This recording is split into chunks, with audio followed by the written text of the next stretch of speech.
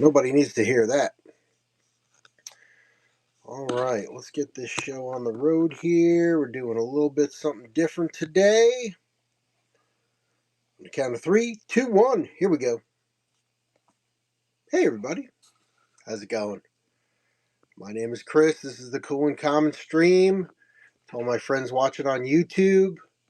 Eric, good morning. Hope you're doing good. Neil, hope you get a chance to watch this, buddy. Enjoy it. We're going to do a little recap here of the Lehigh Valley Comicon. Yes, that's right. Last weekend, I was right here. I was right there selling comic books. It was a ton of fun. Got to meet a lot of great artists. I wanted to share some stories with you, show you some of the loot that I grabbed, and then I got a short box worth of comics to share as well. So we'll see how it goes. There are going to be some stories, some things that I'm going to sell or try to sell, and then we'll hit the short box like we usually do. All right? That is the plan. So here we go. Last weekend, Friday, Saturday, Sunday, was the Lehigh Valley Comicon. It was the 25th anniversary of the con, and it takes place annually at the Allentown Fairgrounds in Allentown, Pennsylvania.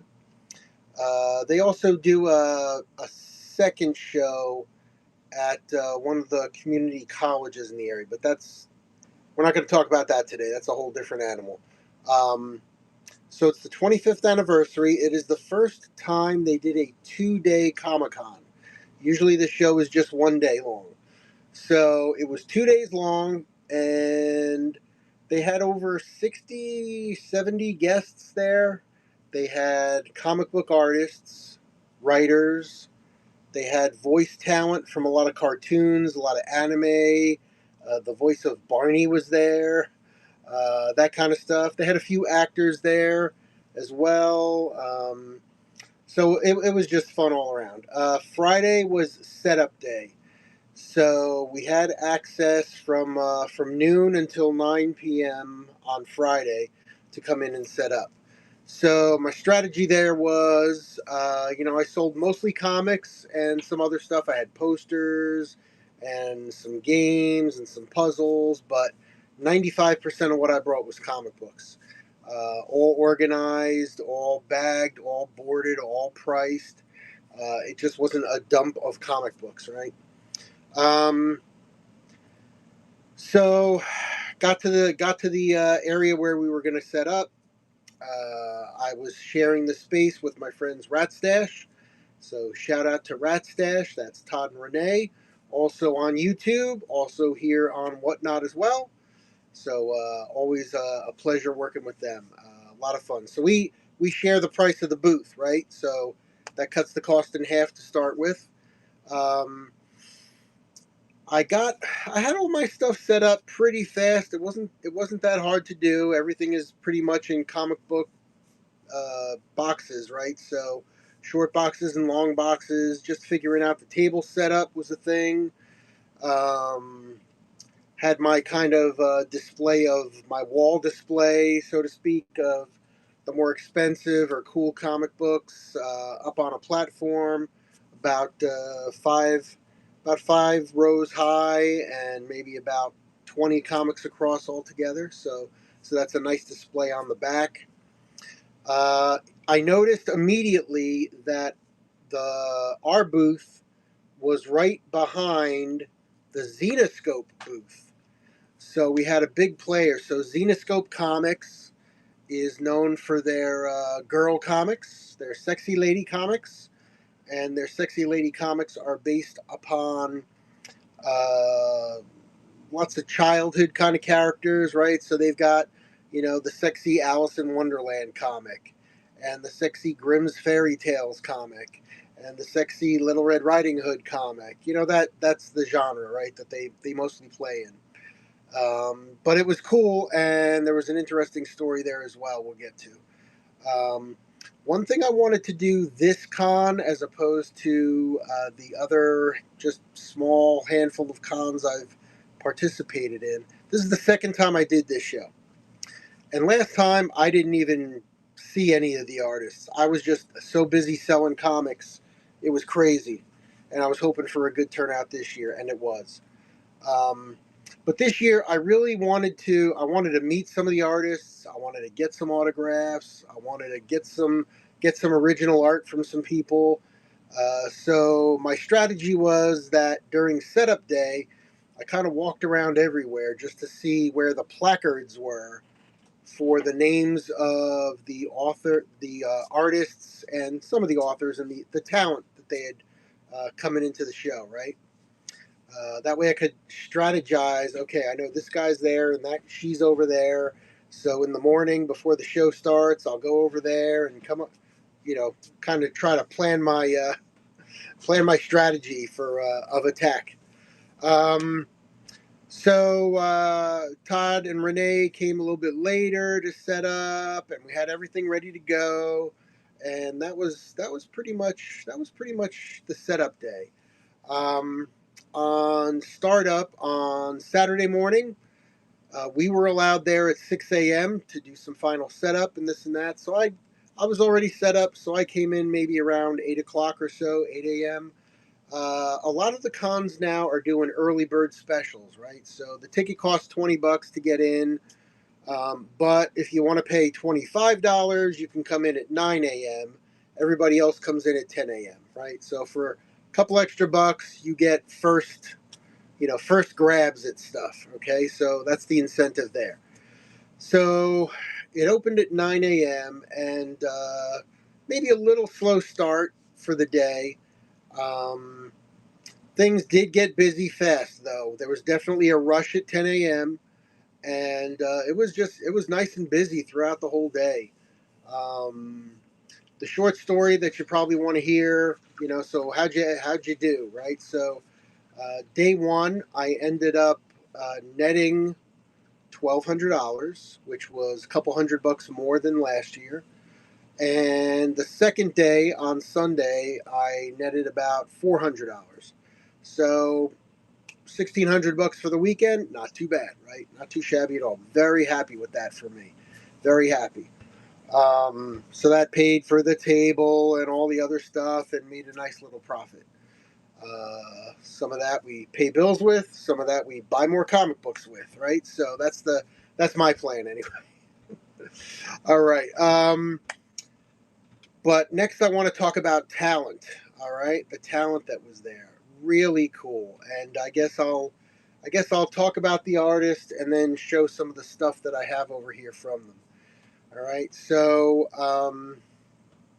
let's see. I'm just going to go not necessarily in order, but maybe in order down the table. All right. So one of the artists there is Mr. Georges Genti, and Georges is the current artist doing the Mandalorian series. Right. So the Mandalorian and Grogu movie has come out 2 weeks ago now.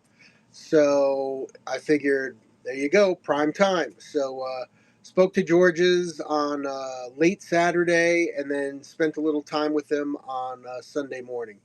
Um, he was doing autographs. He had some original art with him that he was selling, and he had different size prints. So he had like 5x7s, and then 8x10s, and then I think he had 11x17s.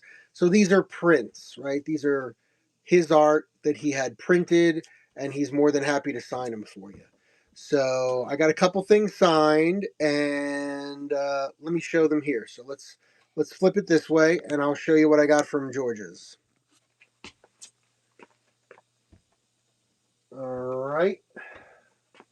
Let's see. I might have to jump around a little bit here too. So I've got a Mandalorian Funko Pop bobblehead signed by George's. That's pretty cool. And I brought that with me because I have a couple of other Mandalorian related pops. I've got Cara Dune, who was just fighting back in the real world lately, and Cobb Vanth.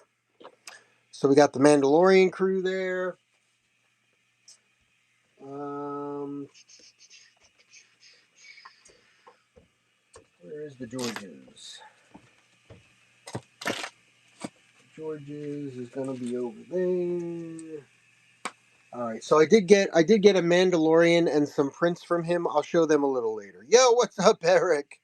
I'm doing good, buddy. I'm doing good. Thanks for stopping in. I'm just starting to tell the tale of the comic book show. All right. So next, I met Mr. Paris Cullen. Paris is the creator of Blue Devil, and I have almost a complete run of Blue Devil. I couldn't find my number one. He did all the everything on the first dozen or so books. So I grabbed out of that huge run of Blue Devil, I grabbed the first dozen or so books that I had and had him sign them. So I've got Blue Devil number 2 signed by Paris. We got Blue Devil number 5. So he signed it here, and I don't know if you could see it too good here. There you go. He put a little remark on it. So we've got the trident, we've got the eyes, we got the horns. So he's kind of peeking up out of here. So that was pretty cool.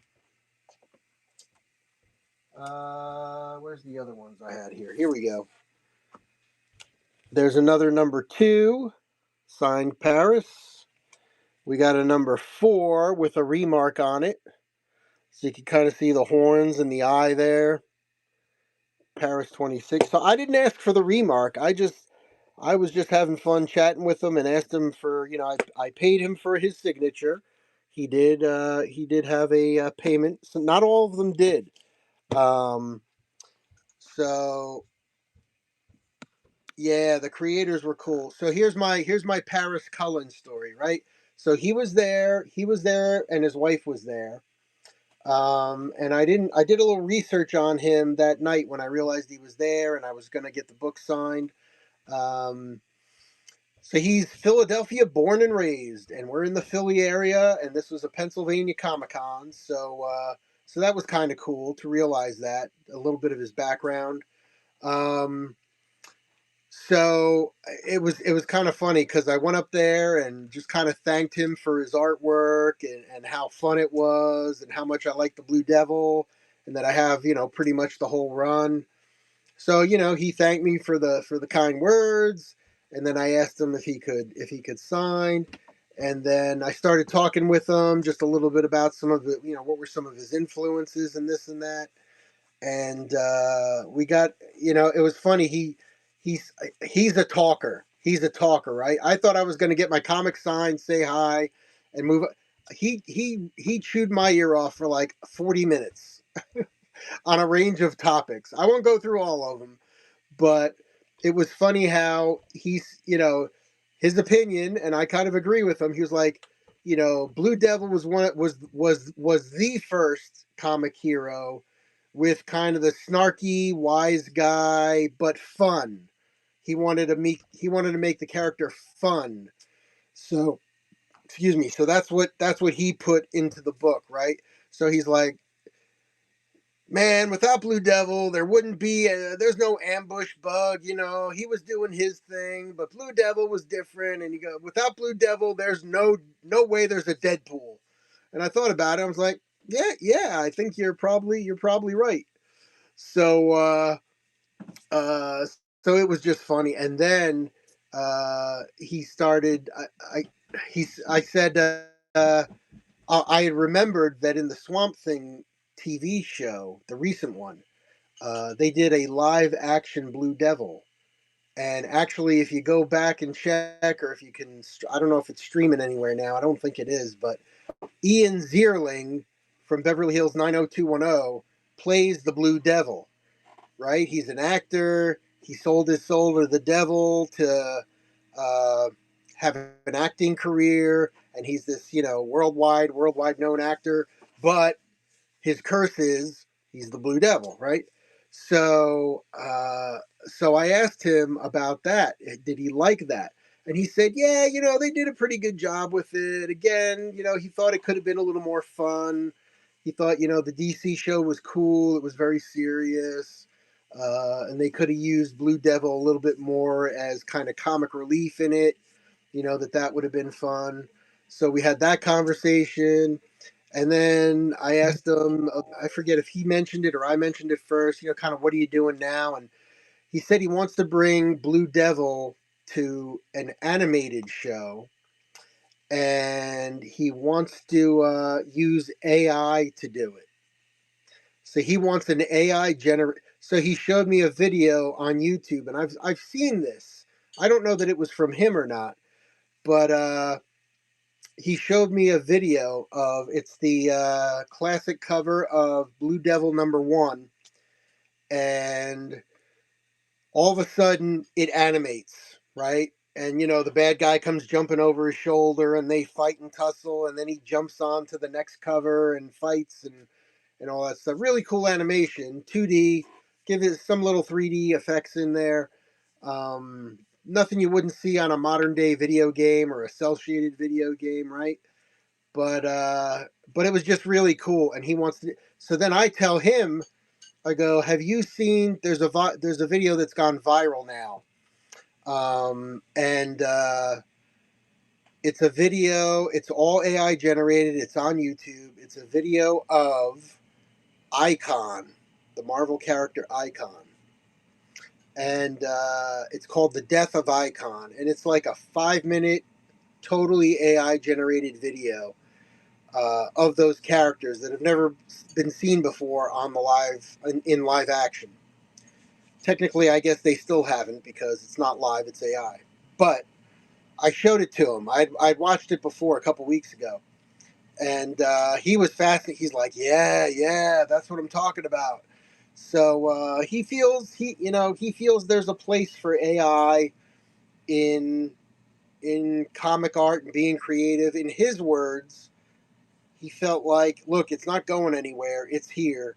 So there should be some middle ground where we can learn to use it and have fun with it and be creative and all that kind of stuff. So I think he's kind of in the minority in the art realm with that, but I don't know. I don't know. So it was just a really fun interaction with him and his wife.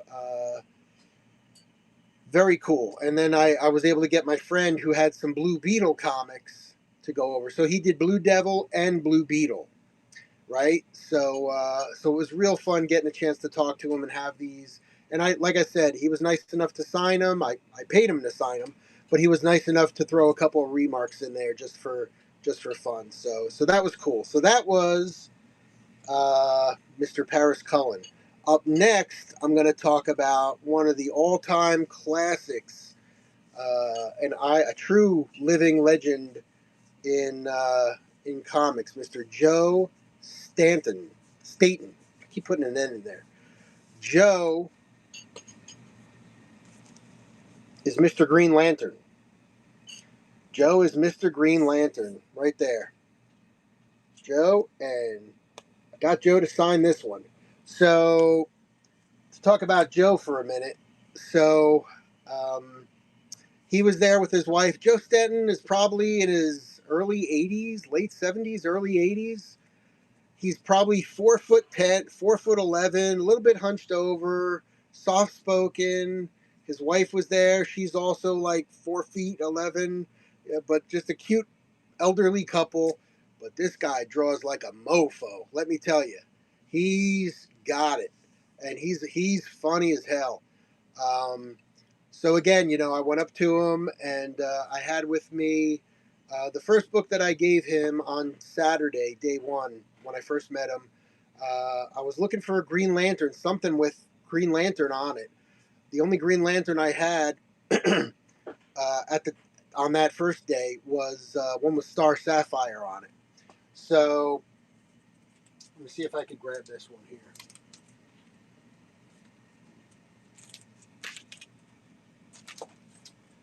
Yeah, right here. So this is the book that I gave him, and again, thanked him for his great art, and asked him, a little bit about his influences and this and that, right? So it was fun talking to him. We had a couple of cool conversations. I got him to sign this for me, and then he had for sale. He had little 5x7 colored cards with all different superheroes on them. So Saturday he had this sitting there, right? Little 5x7 of Hal Jordan. Try to keep the glare off of it for you. Little Hal Jordan action, right? It's signed. It's signed by him, and that was sitting there. So I grabbed that from him. Thanked him for his art and appreciated him. And then I went back home Saturday night, and I was like, "Damn it! I know I got more Green Lantern." So that's when I found my Guy Gardner stuff. Now Joe Staton created Guy Gardner. All right, so he told me this great story. So and I was not aware of this, right? So Guy Gardner used to be, before this Guy Gardner. Guy was a character in the DC uh, universe, right? In Green Lantern comics, Guy Gardner was a character. He told me that at the end of his storyline, Guy Gardner ended up institutionalized in a mental institution. That was the run. And he said a little while later, the editors came to him and said, "We want to bring Guy Gardner back. But we want him to be a different Guy Gardner. And we want to make him a Green Lantern. And we want you to design him." So he is responsible for the bowl cut and the uniform, right? So so even without me asking, he said, "A lot of people ask me about the haircut." Well, first I asked him what he thought of the Guy Gardner portrayal in the Superman movie, and he smiled and he said he liked it. He thought it was very well done and pretty spot on. So he gave a thumbs up to the new DC Guy Gardner, right? And then he said, "A lot of people ask me about the bowl cut.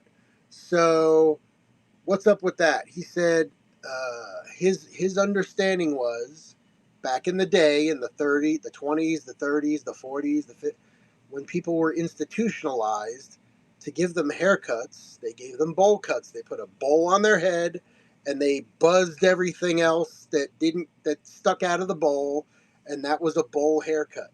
So in kind of thinking back, not that this character was institutionalized, but to kind of give a nod to the previous character, he gave him a bowl cut. And he said that, the whole point of Guy Gardner was to be a wise ass, to be a wise guy, to be kind of like the anti superhero, the anti hero. He wanted him to be a tough guy. So he wanted him to dress like a biker. So he's like, yeah, I gave him gloves and uniform. He wanted like a leather jacket and boots. He wanted him wearing boots. Yeah, these nuggets are great, man. That's why I wanted to record this on YouTube tonight, to kind of record some of this. A few of my friends had asked for it. So so he it's his fault. He did all that, right? So then I got him to sign this, but I've also got,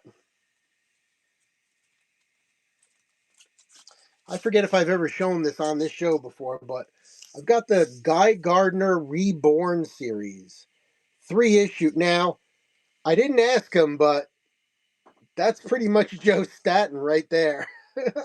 That's Joe Staton. I think he put himself in the comic.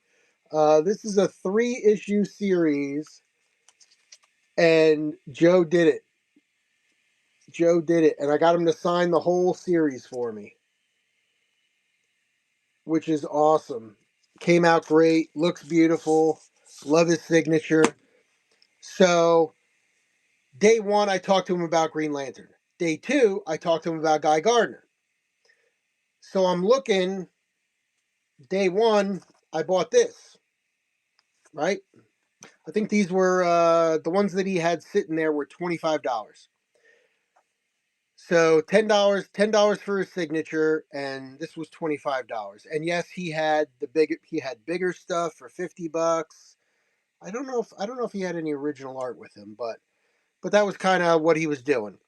So I said, "Do you have any Guy Gardner?" Because I thought, well, it'd be great to have Greenland, have a Hal Jordan, and have a Guy Gardner, right? So I asked him, "Do you have any Guy Gardner?" He said he looks down. He goes, "No, no, I don't have any here." He goes, "But I can draw you one for $30." Because that was, if he drew you, he would draw anything you wanted on that size paper for $30. So I said, "Joe, let's do it, buddy." So I see him. He goes into his little briefcase. He pulls out a piece of green paper. He pulls out a Ziploc bag with like 15 magic markers in it, like a school kid. He opens the Ziploc bag, right? He takes out the pencil first, pencil, and he starts to sketch. And I'm sitting there going, "What am I, an idiot? I gotta take pictures or video this. He's drawing it in front of me." So I said, "Joe, do you mind if I take some pictures?" He goes, "No, go ahead."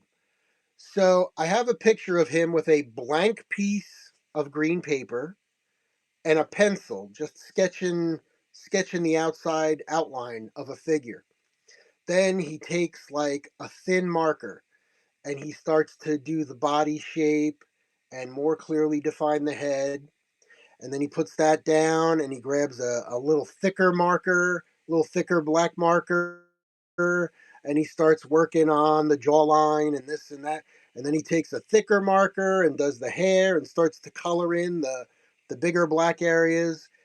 And within, I'm going to say, less than 10 minutes, I got my own personal Guy Gardner from Joe Staten. The last thing he does is sign it, right? The last thing he does is sign it. And how cool is that? Look at the attitude, right? That is friggin' awesome. So I got my Guy Gardner, who's looking from right to left, and then I got my Green Lantern, who's looking from left to right. So I might try to frame them and put them together, looking at each other. So, and then the last thing I'll say about Joe, uh, two more things. So when I saw that, I mean, I'm just sitting there smiling, right? I'm like, wow, like less than 10 minutes, there's Guy Gardner. So I said, "Joe, do you still get excited when you see something like that just appear out of a blank piece of paper? Like you just created that for me. That was blank and now there's Guy Gardner. Like does that get the juices flowing?" And he smiles and he shakes his head. He goes, "Yeah, yeah, it does." He goes, "As a matter of fact," he goes, "one of the most fun things he I do is," he says, "I go to a lot of schools and I draw for young children." And he said the children are fascinated by it because they've never seen any. He goes, "Most of them have never seen anybody draw before, not like this." So, yeah, maybe they have art school and they're gluing macaroni to paper plates or whatever, right? But he goes, "They've never seen anybody draw like this." And they're just like gaga for it. So I thought that was cool. Last story about Joe. He's wearing day 2 on Sunday. He's wearing a Doctor Who baseball cap. So I go, "Joe, are you a Doctor Who fan?" And he goes, "Oh yeah." He goes, "I first started watching it back in the late '70s, early '80s when Doctor Who was on PBS." Uh, and he goes, "Tom Baker was the Doctor." He goes, "He was really good. He was really good. Tom Baker, yeah." So I was like, "Oh well, Tom Baker's my wife's favorite doctor." So he goes, and then he stops drawing and he sits up and he goes, "I was at a con with Tom Baker." He goes, "He was two sheets to the wind for most of it." I said, "Oh, he likes to drink?" He smiled and he just said, "You know, Tom Baker's a pretty funny guy. After a few drinks, he's even more funny." And then he thought for a second. He goes, "Sylvester McCoy was at that con too, another one of the doctors." And he goes, "Sylvester McCoy, he had handlers with him, and their job was to keep him away from the crowd because apparently I've never seen this or read about it with him, but I guess he's very animated, very a little bit out there, right? So he likes to interact with the crowd. So their job was to keep him in the green room, basically, right? Didn't work. He got out in the crowd. He was like going to all the booths and talking to people, and he said Sylvester McCoy was very friendly at the bar at the hotel that night. So great stories from these guys, right? All right, the next one. All right, let's tell this story. So another one of the artists I went to go see, Jim Balent. So Jim, let me see if I can do it here. I know I got you in here. Where are you? There's lots of good Jim Balent. All right, you may know Jim.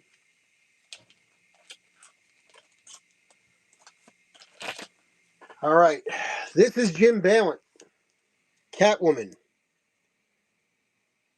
All right, this is one of the more popular Catwoman runs. Was Jim Balance for the sexy Catwoman that he drew. This is Catwoman number 1. It's the embossed cardstock cover. So Jim signed it right there. Now Jim let it be known that he is happy to sign anything that he's worked on. He will sign for free. So there was no charge, right? So Joe Staton was charging $10 a signature. Paris Cullen was charging $10 or $15 a signature. Jim Balent didn't charge anything for his signature. So I got a couple of Catwoman number 5 that he signed. There's the second number 5, and I also had this. This is pretty cool. So I've got a trade paperback, The 9 Lives of Catwoman, and Jim signed it right there. So that's cool. That's a brand new trade, right? Super cool. Now, here's the other story. So Jim used to work for DC and a couple other companies. So he started his own comic book publishing company. His own company is called Broadsword Comics. Now, him and his wife basically run Broadsword Comics. She is the other artist and creator for Broadsword Comics. I forget her first name, but she's got like a pseudonym name. Um, what is it? Go Girly, something like that. I forget. But Jim was there with his wife and one of I guess their helper. He was the money guy, right? So when I went up and asked for some art from Jim, he's like, "Pay this guy, I do the art." Okay. So Jim signs for free, but he had a lot of his stuff out there. Now, Broadsword Comics is the company that publishes Tarot, uh, Witch of the Black Rose. Tarot, Witch of the Black Rose. Very popular with the sexy lady comic book lovers, all right? It's a tale of, it's a story of a witch and a coven and witchcraft and all that, but pretty much with topless witches, okay? That's what he's doing now. Nothing wrong, not that there's anything wrong with that, all right? I'm just saying. So Jim had blank comic books that you could buy for $40, and he would draw whatever you want on it. That to me was surprising. He had blanks sitting there, and I saw the sign, $40. So I thought, all right, you buy the book for $40. Now, how much is it to draw a little figure, big figure? Because some of the artists there were like, if you want a quick sketch, it's $20. If you want an inked sketch, it's $25. If you want a full head, it's $30. If you want the full figure to see the whole character from head to toe, it's $50. Like, some of them were like that. But I said, okay, Jim, cool. And I grabbed one of the blanks. I go, how much is the art? He goes, oh, just buy the book. I'll draw whatever you want on it. Score. So, so let me show you what he drew, if I can find it in here.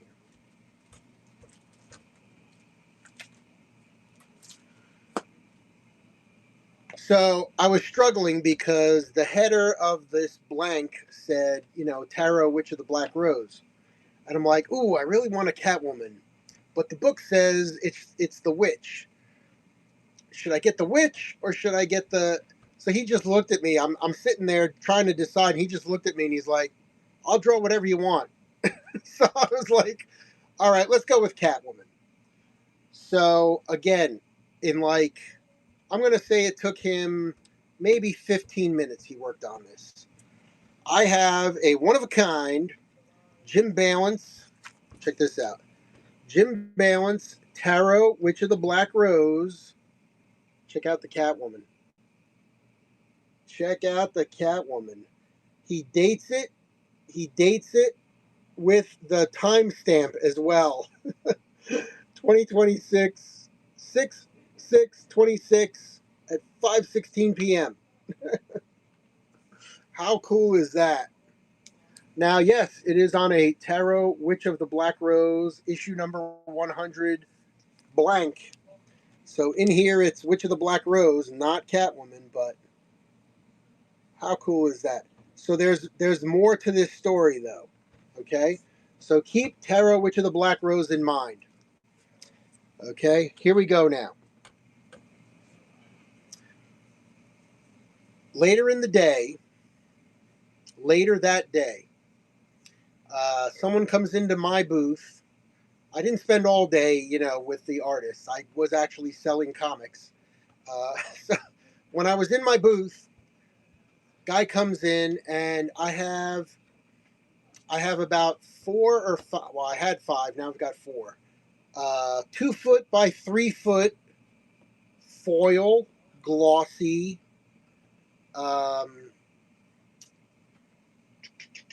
What's the name? Geez, hold on a second. What is her name? Why am I blanking on it? Not the White Witch. Where is she? Well, anyway, I have in my possession these special glossy posters, right? So the guy is looking at him. He's like, "Oh, I have everything that this character has," and then he goes, "Hey, let me show you what I do." Now, first of all, the price that I have on these posters is like $115, right? They're rare. They're in great condition. They've been stored since the 90s. Just crazy good. All right. So he pulls out some comic books because I'm like, what's this guy trying to sell me? He pulls out some comic books. He goes, this is what I do. And he's got Tarot, Witch of the Black Rose comic books. And he has, for lack of a better term, bejeweled them, right?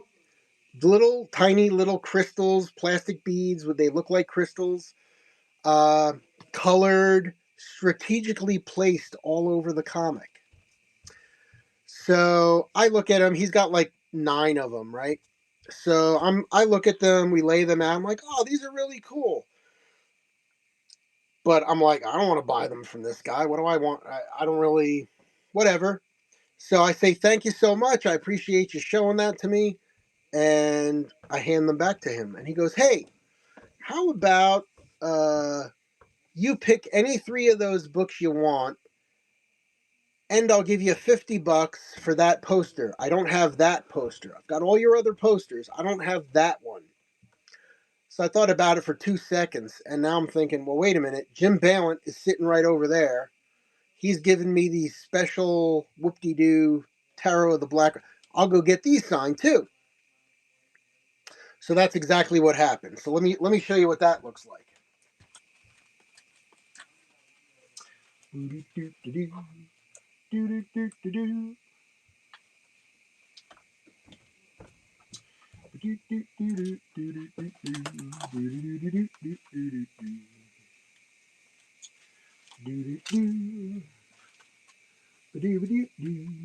Where's that other one?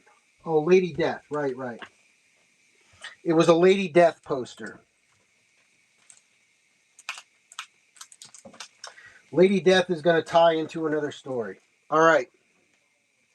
So we're good here. We're all blacked out. All right. Check this out. Tarot, Witch of the Black Rose. I'll try to get the glare down again. Here, let's flip it around this way. Maybe I could do it better this way. All right. Tarot, Witch of the Black Rose. Check out the jewels. Check out the jewels. There's number 57. So I did get Jim to sign these, right? But like, look at the mask, right? He's got the jewels colored to match the comic, and it's pretty well done. I mean, and there's no like glue coming out of anywhere. Look, there's the little fairy, and on the end of the antenna of the fairy, he put two little crystals. So that's what it is, and Jim Balent signed it, right?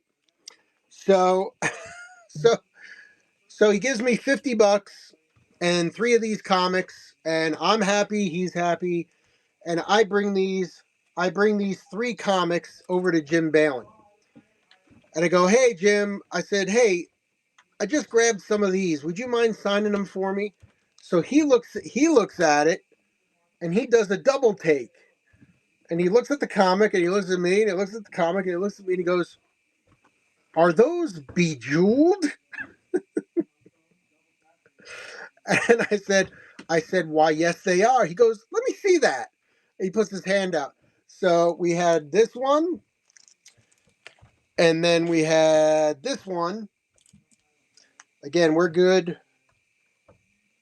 We're good here for what? I'm just double checking to make sure we don't get in trouble. All right. Then I hand him this one. So you can see just the jewels are kind of just, yeah, okay, there's a couple strategically placed, but like even on the skulls, highlighting the pentagram on the skull, the eyes of the skulls are jeweled. So he's freaking out. He's like, "I've never seen that before. I've never seen that before. Oh my God." So he again, no charge for the signature. So I got 3 of so these are like one of one. There is no other one like this. I mean, the guy that does the bejeweling, all right, I'm sure there's others of that. But how many of those are signed by Jim? Right? So that was cool. And then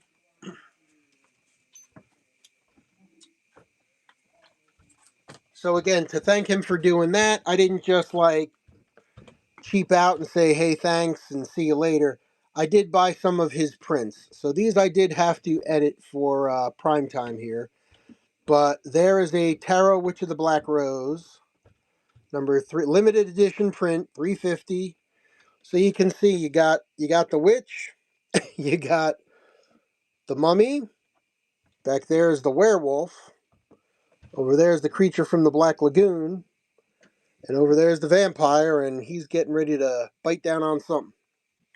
All right, so that's print 1. I loved this print sketch. It was so cool. Again, signed print. Post-it note wardrobe malfunction, please. Yes, There is definitely a wardrobe malfunction going on here. I love the sketch. You know, I'm a big vampire guy, so I just love that with the vampire.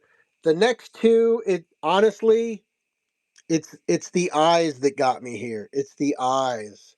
I flipped through this in the book, and just those hollow eyes. I was like, what? Wait, what? What's going on there? So I just thought that was pretty cool and creepy.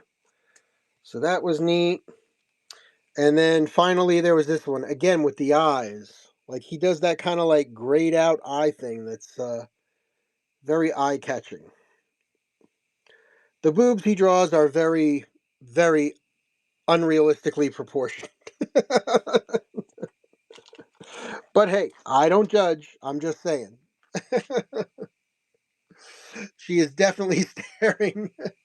She is definitely staring at us, no doubt about it. So I thought that was really cool. Jim was a real nice guy. His wife's a sweetheart, and again, he was real chill. So now keep in mind the Lady Death posters. Okay, so the guy that I traded for the Lady of the Black Tarot for the Witch of the Black Tarot comics wanted a Lady Death poster. I had with me a very special Lady Death poster that we're going to talk about in a few minutes. But first, I started off showing. I started off showing my signed George's G&T Funko Pop. So I did have a little more from George's. Um, George's is the artist currently doing the Mandalorian series.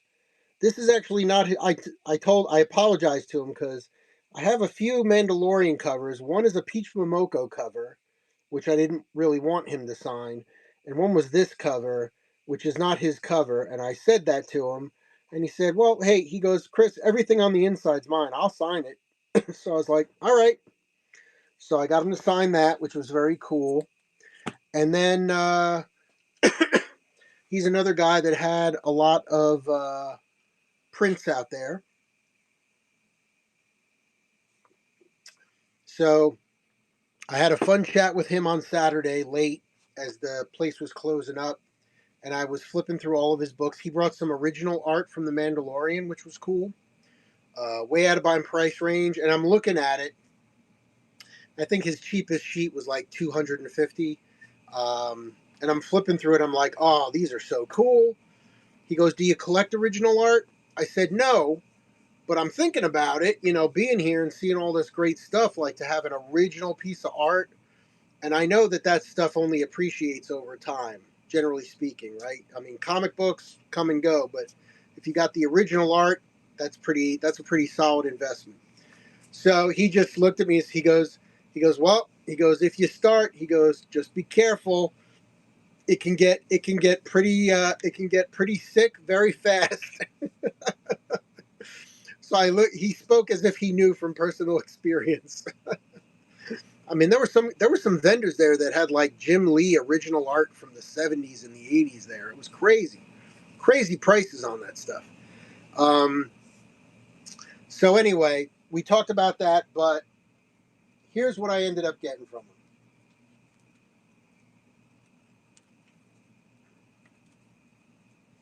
All right. So first off, you know, you gotta. This is his jam, so I had to grab one of those. A little more cartoony style, but very cool. And my wife loves Grogu, so I had to get my wife a Grogu only one. So here's Grogu. My wife is Jen, so he personalized it to Jen from George's.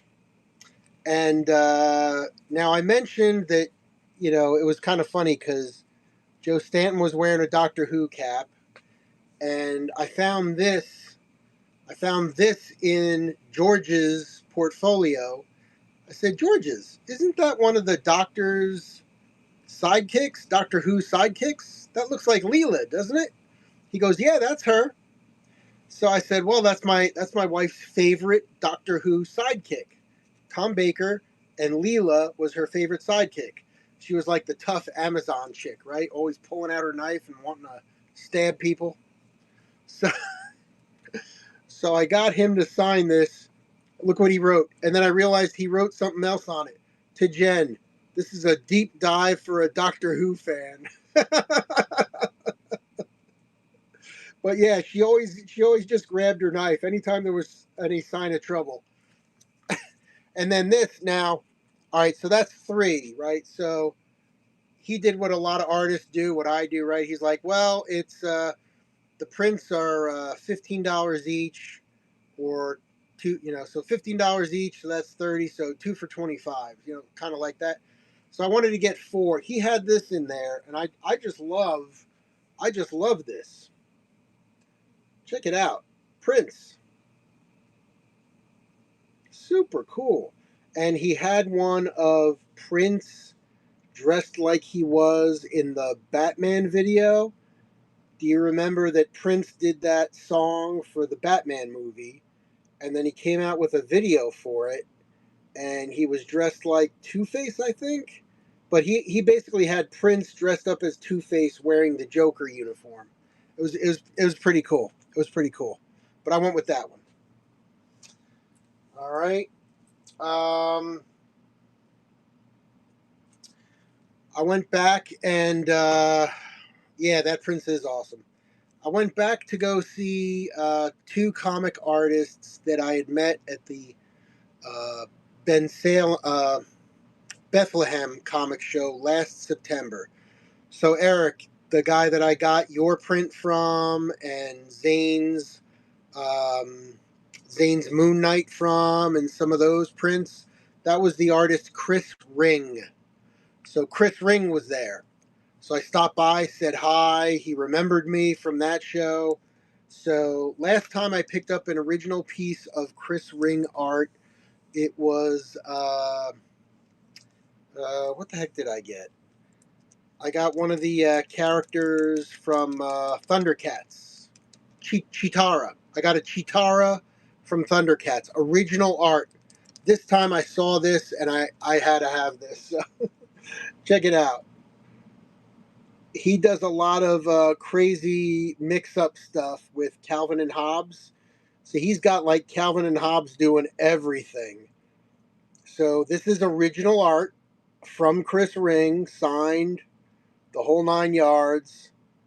And yeah, he's got a little bit of everything in it. So I dug that. So that was the original art I got from him.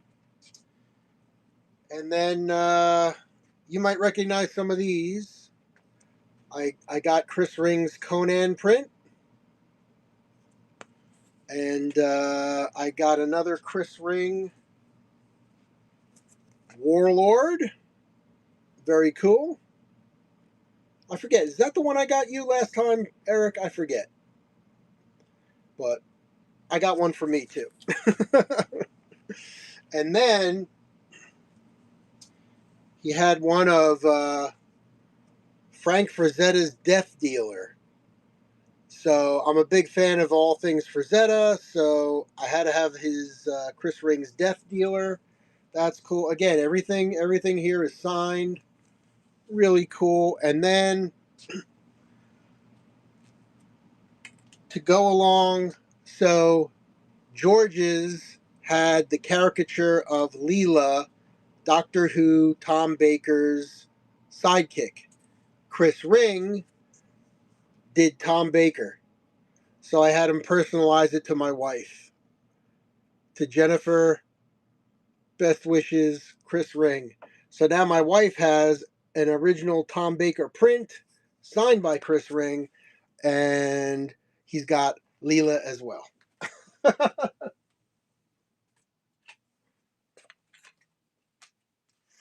All right, next. Hold on, gotta wet the whistle. Baker's the best doctor. Cheers to that. Absolutely.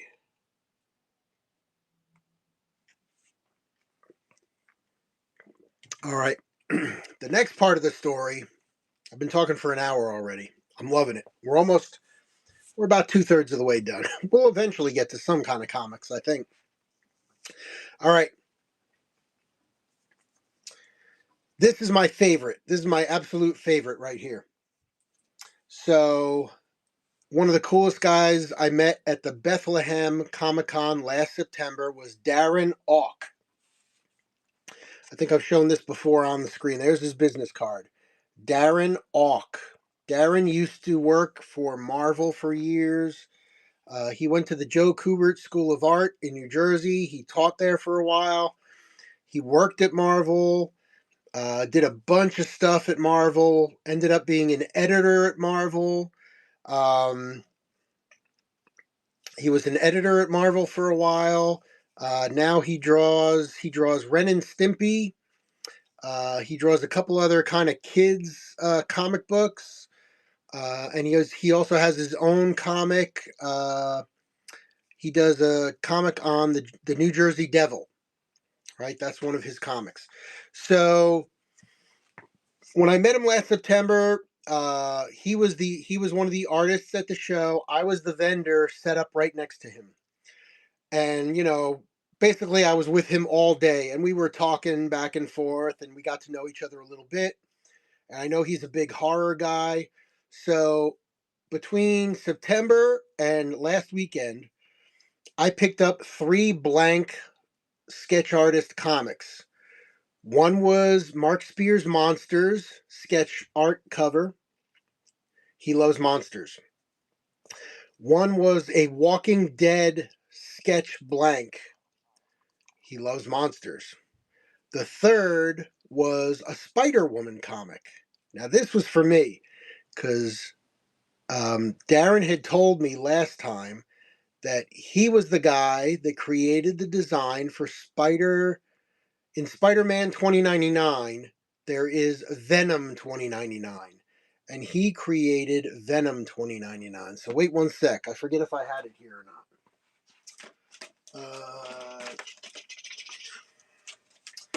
Let's see. Yes.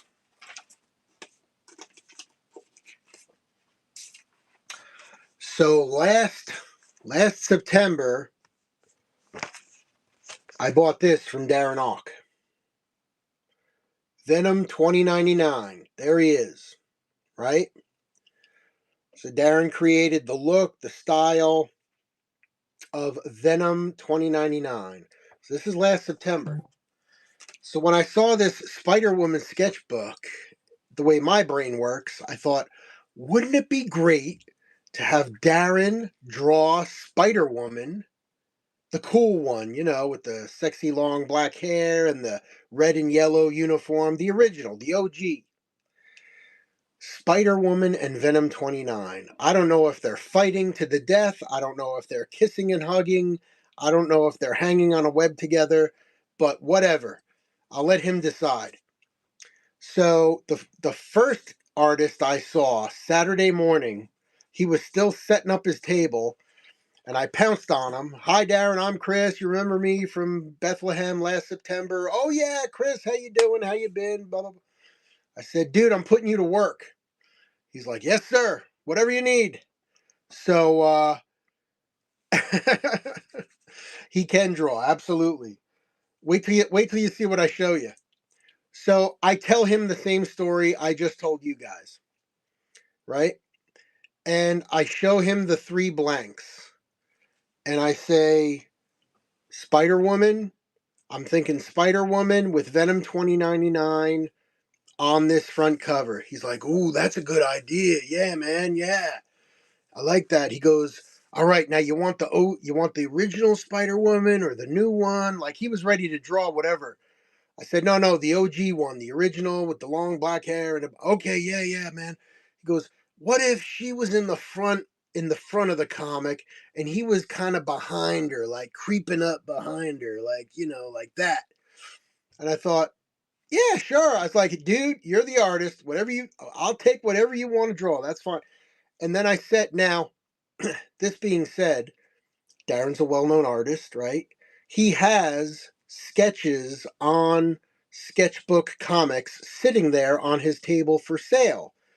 $250, a $300 one, so that's kind of what his sketch detailed sketchbooks are going for. 200, 300 bucks, 150. I said, Darren, I said, let me throw this at you. I said, I'm going to give you these 2 sketchbooks. These are for you. We'll do a little trade. Here's 2 blank sketchbooks, which he can make $400 on. And could you draw this for me? I said, take the 2 sketchbooks, charge me whatever else you want. So he's looking at it. He's like, all right, so you don't want 3 sketches. You want just the one, right? Yeah, just the one. I said, keep those 2. You do whatever you want with them. And whatever else you want. So he looks at me. He looks at the comics. He goes, how about like 80 bucks? I said, done. So for 80 bucks and 2 blank comics, I got this. Later in the day, he goes, if you want, you can come by later, check out the pencil sketch, let me know if you like it. Or I was like, dude, you do you. Just whatever you do is going to be great. Thanks, man. All right. So that was like literally at like 10 a.m. Later in the day at about 4 p.m., I go to check and see if he's done. And I go over there and he's like, he was talking to somebody, so I had to wait for a minute or two. And he's like, hey, Chris. He goes, oh, I got it right here. This is what he shows me. Look at this. Look at that. Spider-Woman OG in the front. And there's Venom 2099 creeping up behind her. It wraps around the Spider-Woman logo. I mean, look at that. Now, I look at this and I'm I'm staring at it and I'm like, I'm looking at him and I go, I thought it like in my I thought, hey, for a couple of blanks and 80 bucks, I thought I was going to get like a little pencil sketch. Here you go. I look at it and I go, oh my God, Darren, this is gorgeous. What did you do? He goes, well, man, I haven't drawn those characters in a long time. And man, I was having fun. So he goes, let me tell you something. I don't usually go this far, but I was having fun drawing it, man. And so I was like, dude, you're the best. Thank you. So, so he basically did like, I don't know, $200 worth of work for 80 bucks and a couple of blank comics. That is a sick cover. That is a sick cover. I can't get over it. I thank him so much. He's such an awesome dude. I can't wait to think up something for him to draw next time. That is just the shading, the inner thighs. Look, he's got the shading on the thighs and the shadow. It's just sick. So he did me right. He did me right. He's a good dude, and that was awesome. So now when I go to pick it up, I flipped through his sketchbook, right? Um,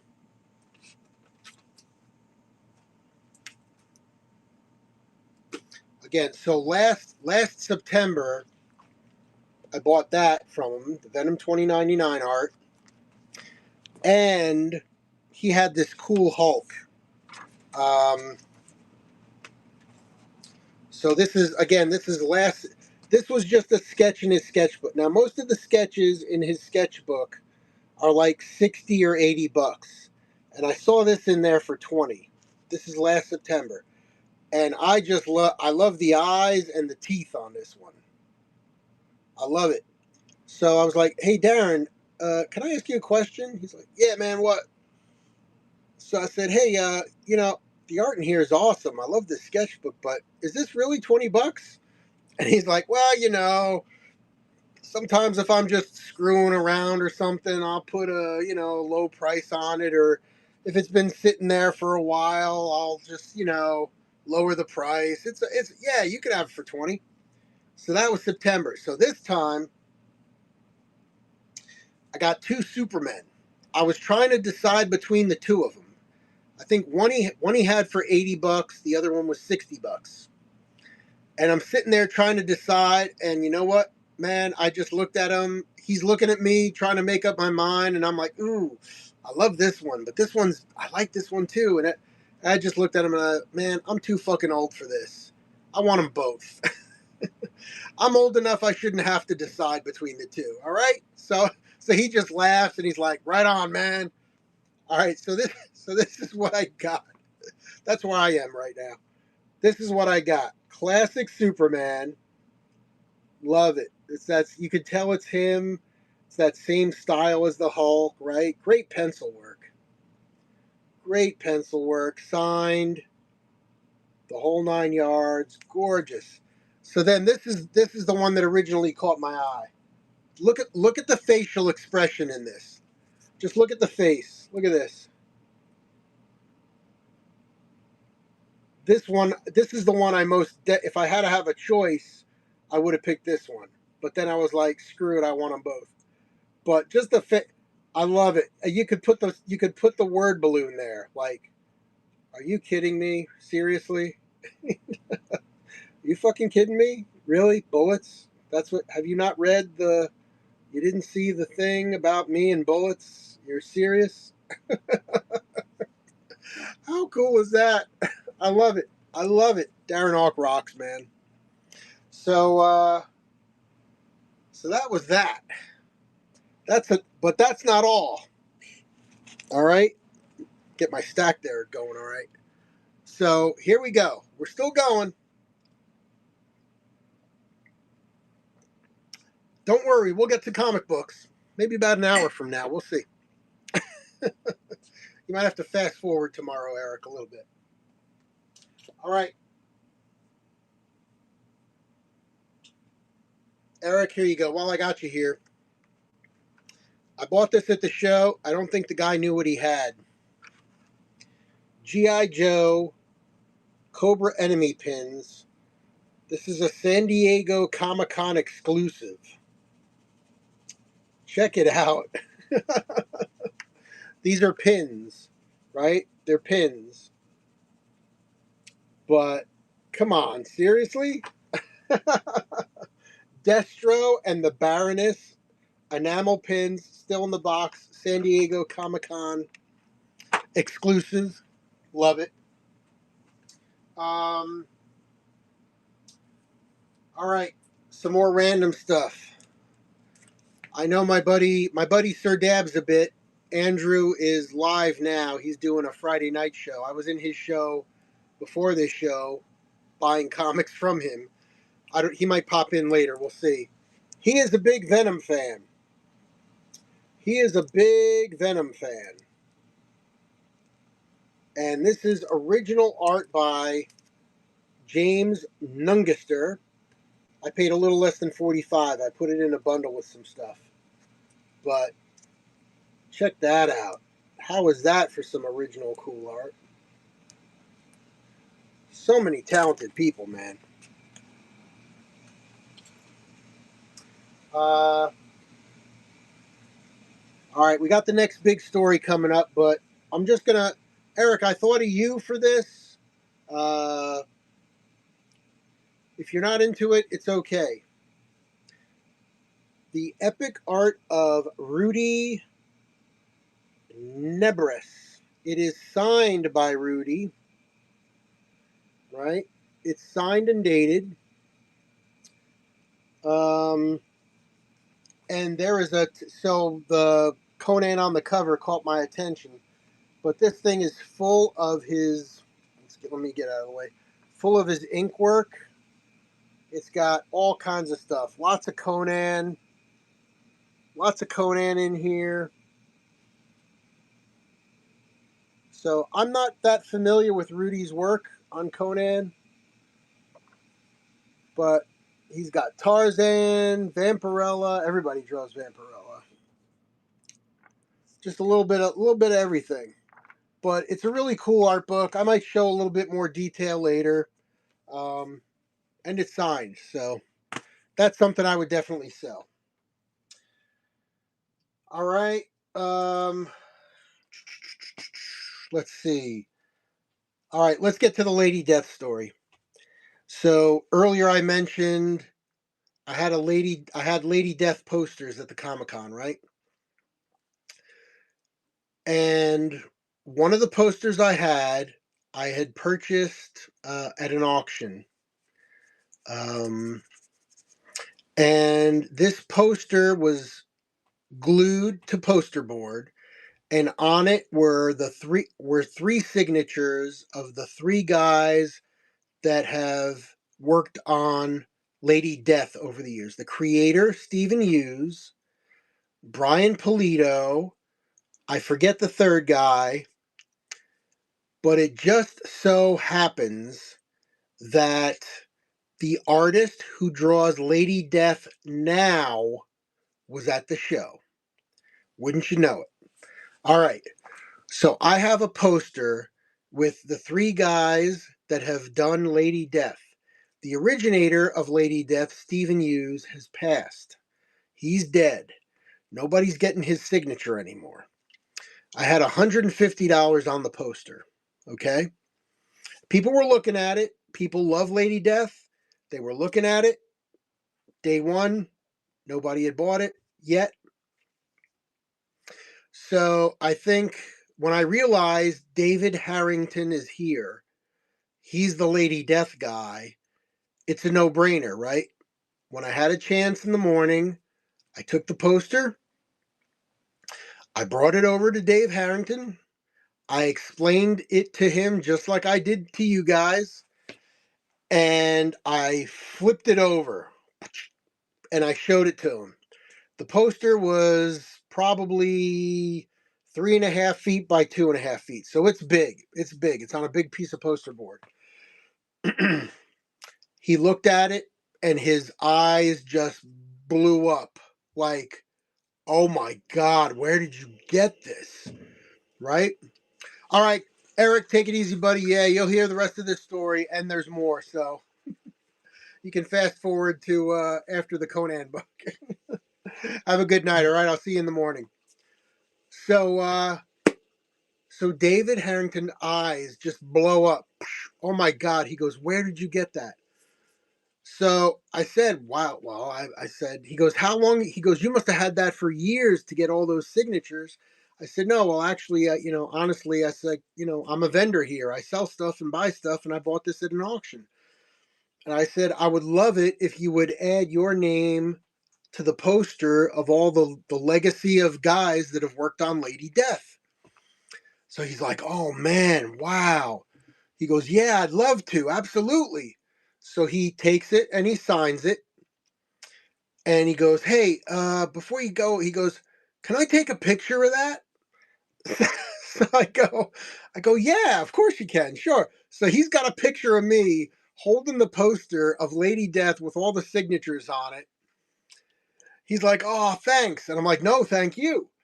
So I know he just added a ton of value to this poster because it was already one of a kind. Now it's really one of a kind.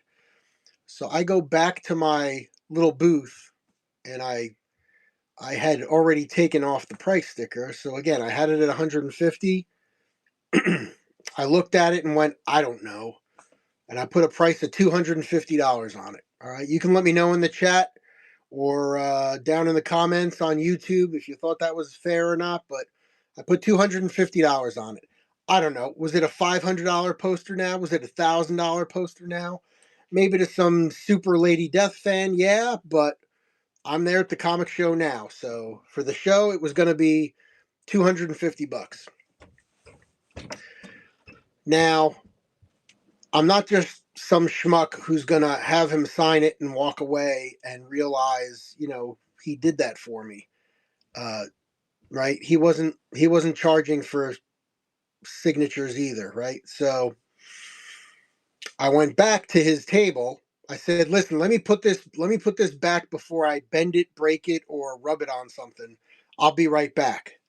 So I'm sure he hears that all the time, right? I'll be right back, and then I brought it back to my table, put the new sticker on it, the new price on it, hung it back up, went right back to his table, and I bought like $90 worth of stuff from him. Really cool stuff. Let me show you some of that now.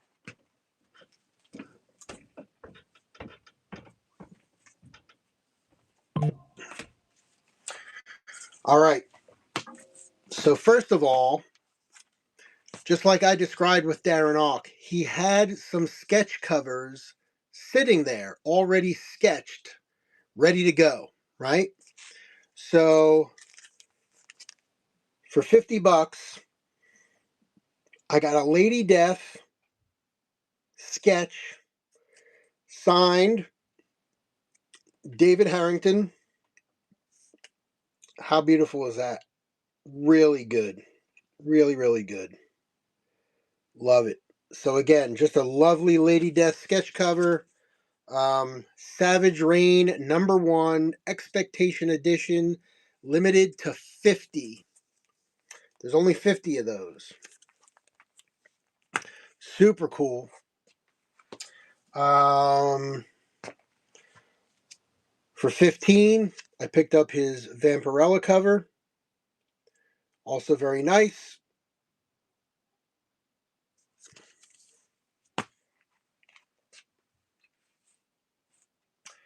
And then let's start with this. So I picked up those comics, and he did also have a sketchbook there of original art. Original art, right? So I'm flipping through it, kind of like Darren Auk, right? So I'm flipping through it, and the con is sponsored by Masters of the Universe, right? The new movie that just came out. They're one of the big sponsors of the Comicon this year. And this movie came out, I guess, the weekend of the Comicon, right? So I'm flipping through the Lady Death guy's sketchbook, and what did I find? Look at how big this is. Look at how big this is. This is what I see. Skeletor. I put this on David David's David's just a quick little thing, right? Quick little thing he did. He threw it in there. Look at that. How cool is that? So, and I think this was only like a $20 item, right? So you can see he's just kind of, the skull looks great. I love it. Clearly it's Skeletor. I bring it back to my booth to put it in this to protect it. And when I flip it over to insert it into the bag, look what I see. It's a rough pencil sketch of what could be Lady Death. It looks like a female form to me, and you can't see too much of it here. You can see some of it here in the camera, but clearly it's a head, nose, eyes, mouth. So I got two sketches for the price of one. There's this. I just love to see the process, right? So there's the early stuff, and maybe he said, "Screw it, I'll just do Skeletor." I don't know. I don't know. But that is a Dave. I keep calling him Harrington. It's David Harrigan. David Harrigan. So that is David Harrigan, Lady Death. It is his Skeletor. All right. Another thing that I purchased from him that day, he had he had some additional comics there.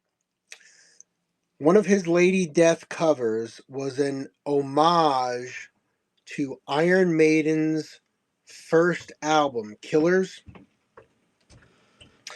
It's the Killers cover, and on the Killers cover, there's Eddie, and he's holding the weapon, and somebody's like grabbing his shirt, like he just killed the guy or something, right? So I'm a big Iron Maiden fan. So the comic book, I think the comic book was like $75, and I didn't want to spend quite that much money on it, but he had metal cards. Metal cards. So these were, I think, 20. So instead of paying 75, this is the cover that I was looking at. And it said over the top, instead of Iron Maiden, in the Iron Maiden font, it said Lady Death. And this was the cover. right? Killers. Here's the back of the card. Iron Death Killer. So very cool. Very cool. So we're going to keep that very safe. Again, this is another, for a Lady Death fan, that's pretty cool. And as far as I can tell, he only brings it to the cons with him. All right. So now I know he likes Iron Maiden. So I just happen to have in my comic book collection that I sell a number of rock and roll comics.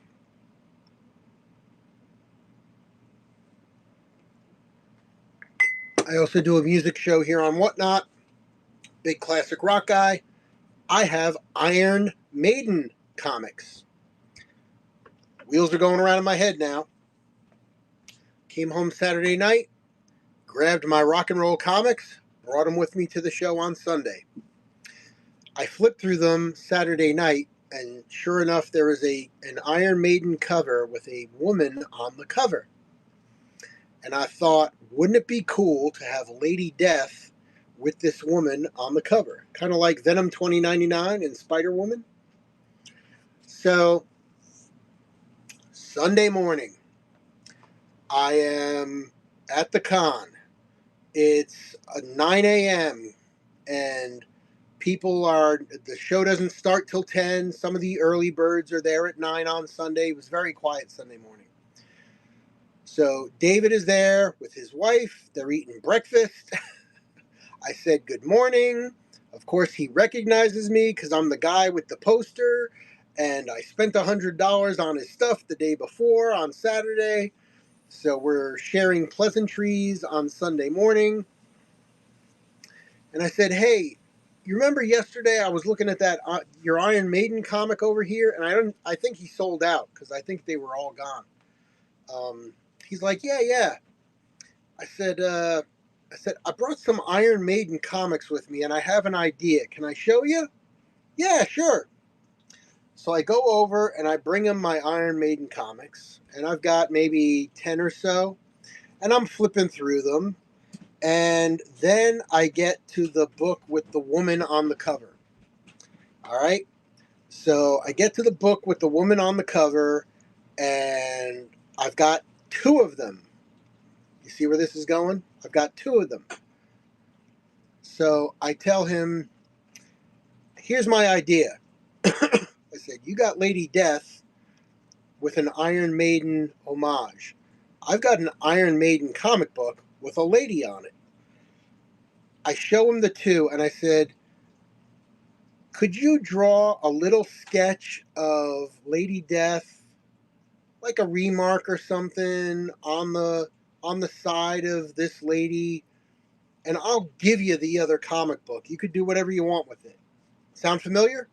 I was like, you can have it, read it, you can draw your own Lady Death on it, whatever you want to do, and you let me know whatever else you want.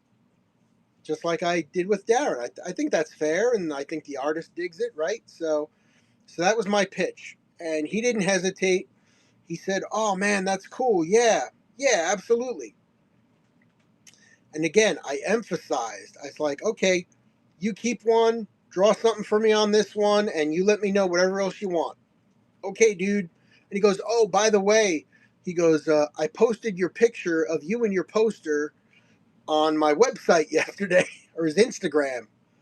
He goes, and it's blowing up. People are like, oh, you got to bring that to the next Lady Death Con and blah, blah, blah, blah, blah. And I'm like, now you tell me. Because what I didn't tell you is late on Saturday, I had a guy come to my booth, stop dead in his tracks, and stare at that poster. And he saw the 250 on it. He said, hey, let me ask you, man. I really like that poster. What's the best you can do on it? And I was feeling generous, and I was feeling good. I said 200. And I pulled it off, and I showed him. I was like, look, you're never going to find another one like this. All four of the guys have signed it, including that guy over there. He didn't even know who David Harrigan was. I was like, that's the guy doing it now. He signed it here. He said, "All right, done." So I sold the poster later that day on Saturday. So I was happy. I was happy. He was happy. Dave Harrigan was happy. Everybody was happy. So that was cool. That was very, very cool. All right, now I've given Dave the Iron Maiden comic book. It's early.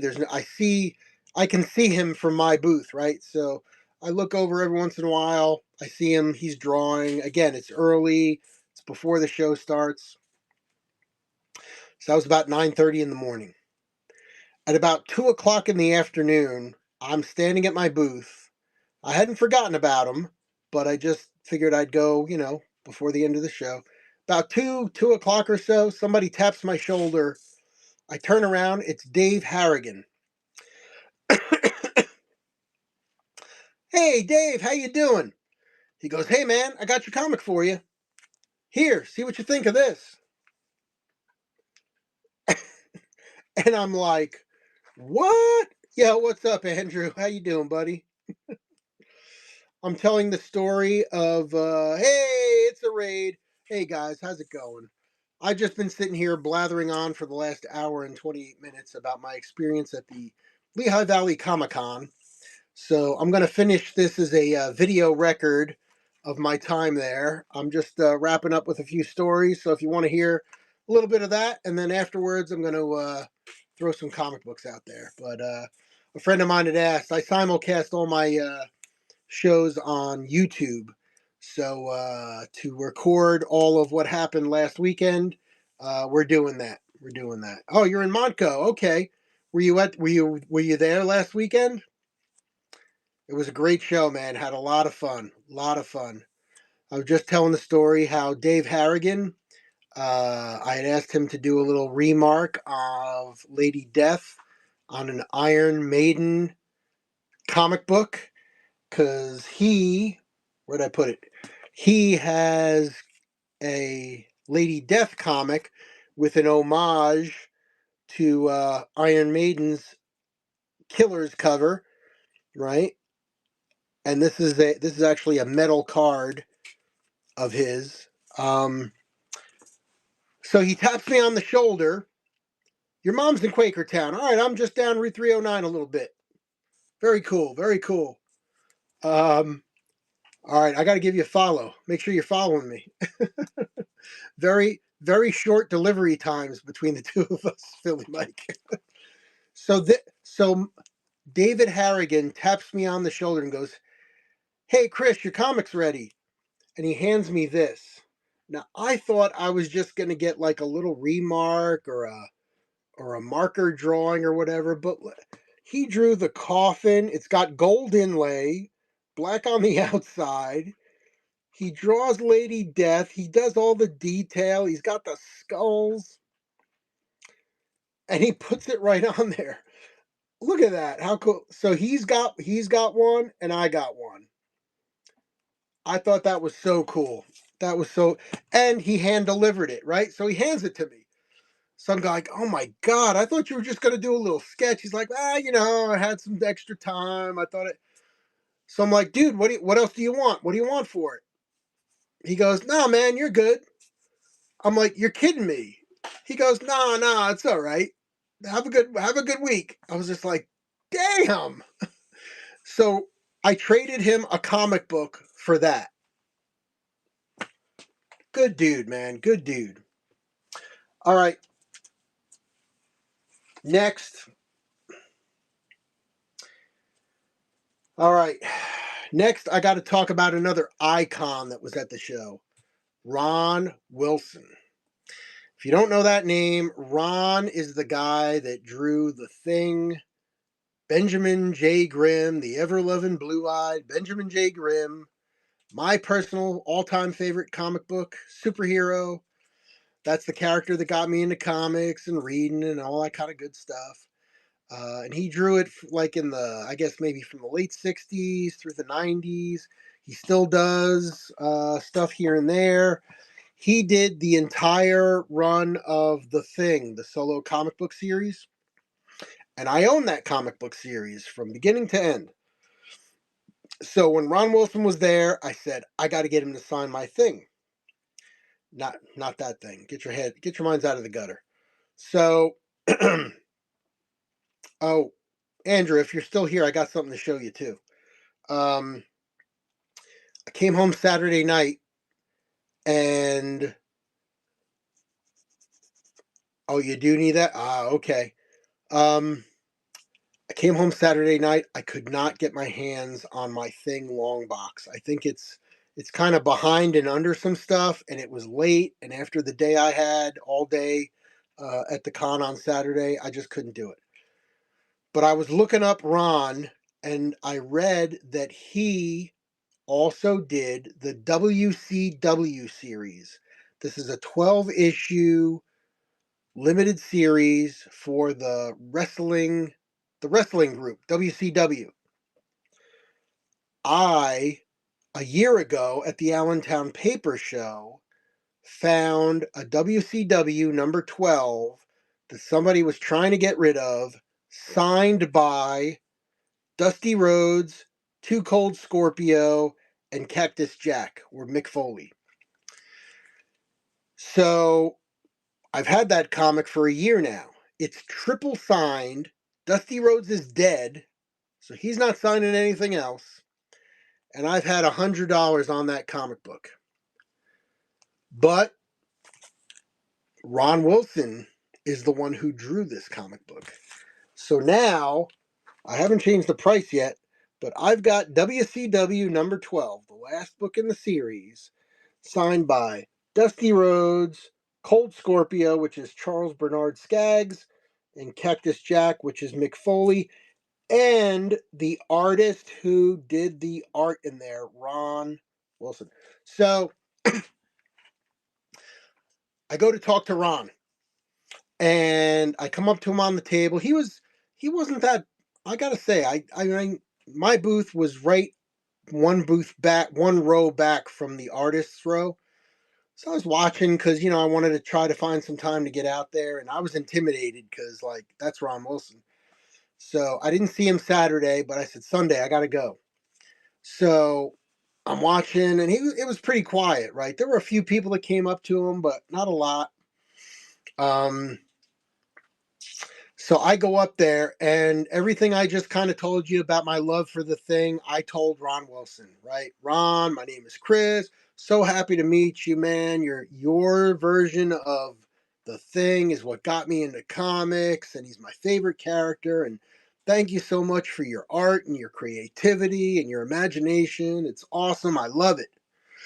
Shook his hand. He's like, "Oh, thank you. That means a lot. I appreciate it." I said, "Now I'm going to throw you a curveball." I was like, "I don't have a Thing comic for you to sign, but I'd love it if you would sign this for me." And he looks at it and he goes, "Huh, did I draw that?"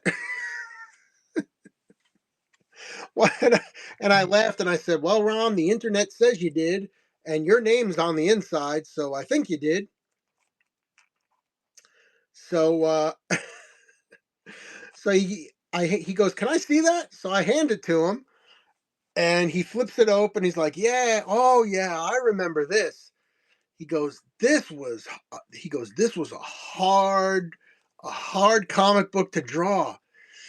And he starts explaining it to me like they told him that he had to draw accurate drawings of the wrestlers. Like so Sting is in here, right? So, oh yeah, I'm sure he forgets a few over time, right? Cuz this is like eons ago to him probably, right? So, he's explaining to me they gave him a lot of photo references cuz they wanted Sting to look like Sting, right? And they wanted all the wrestlers to look like they were real. And then he's flipping through it. He's like, "Man, it was so hard to draw." He goes, he's flipping through it and he actually goes, "Man, I don't even draw like this anymore."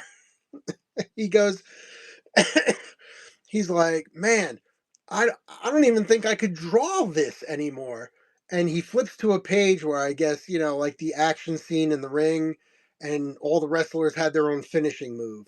So Sting's like bent sideways with about to throw the hammer down, right? and he's like, "Here, look at this," and he's pointing in the detail of the rib cage and the muscles. He goes, "You see all that detail in there?" I'm like, "Yeah." He goes, "Yeah, I don't think I could do that now." So he was such a cool dude, right? So uh, and then it was a little funny because some of the other artists like Joe Staten had their little remark cards, their little 3x5 cards or whatever, and they would sketch. So I asked him, I was like, I would love it if you would do a sketch for me. So he goes, well, you'd have to send it to me. And I'm like, what? So he's like, yeah, I don't have any, like stuff here unless you brought something or whatever. So I'm like, oh. I was like, all right, you know what? I'm just gonna get a thing poster. I'll be happy with that, right? So he signed this, right? Again, forget what it was, maybe 15 or $20 for his signature on that. Happy to give it. And then I bought two thing posters. One for me and one for my man Eric. So I know Eric, the thing is your jam, just like me. So we got thing number one cover posterized, and we got Ron Wilson to Chris and Ron Wilson to Eric. So that's coming to you on me. Jason, no, I'm sorry, no TMNT Adventures. Zane, how you doing, buddy? No, the other thing. See, here's the thing. Here, this thing right here. Let's see. Here we go.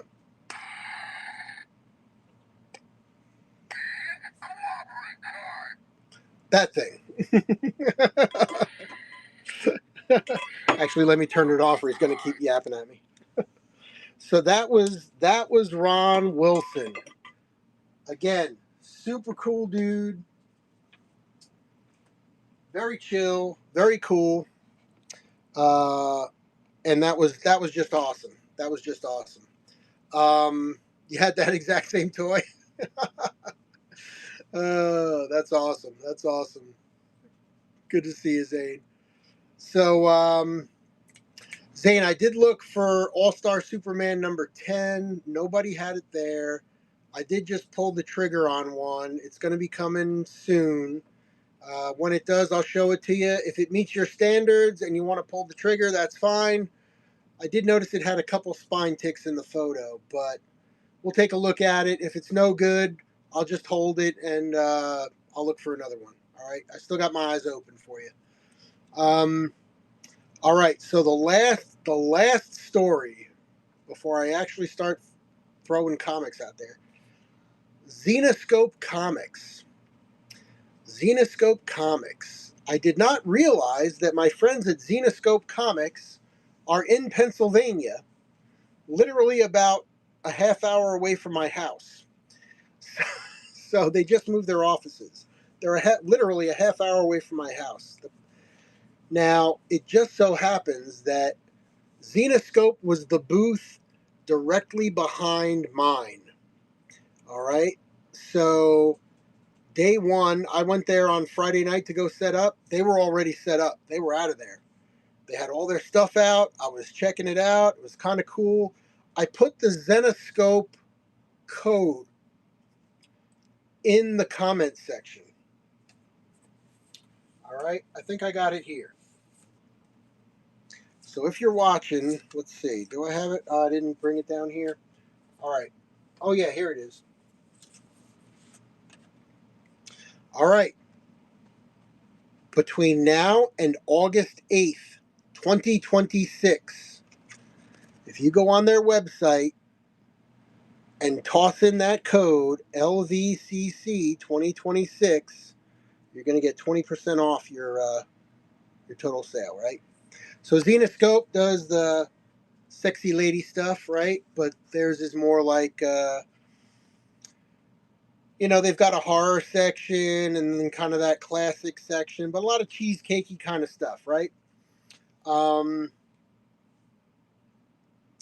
But but I got some special stuff from them. So I started flipping through on the Saturday. I was flipping through some of their comics, and one of the reps came over to me and was chatting me up and asking me what I'm interested in, this and that. And he's telling me about some of the specials on the website and this and that. So I said, well, I was like, I'm the guy selling right behind you here, and I'm a seller and or blah blah blah. And so he starts telling me about their retailer program. So I'm like, ooh, could buy some stuff wholesale. All right, cool. So I was talking with him about it, and I think I might be doing that because if you join them as kind of a retailer and they're through their wholesale program at the website, you get access to special exclusives, limited edition stuff. They do online cons. It's they're selling stuff, but you'll get it cheaper and you'll get some of the limited edition stuff that other people can't. So I kind of like that idea. I think that's a nice little, maybe a little niche. I love that they're local too. They are literally a half hour away from my house. So if there's ever a problem, I'll just run up to Jason and say, hey, what's up? So, but I got some cool stuff there too. All right. Let me show you some of the cool stuff we got from Zenoscope. Now, in Andrew's head, he's thinking, oh, that's why Chris just bought all that Zenoscope from me in my show.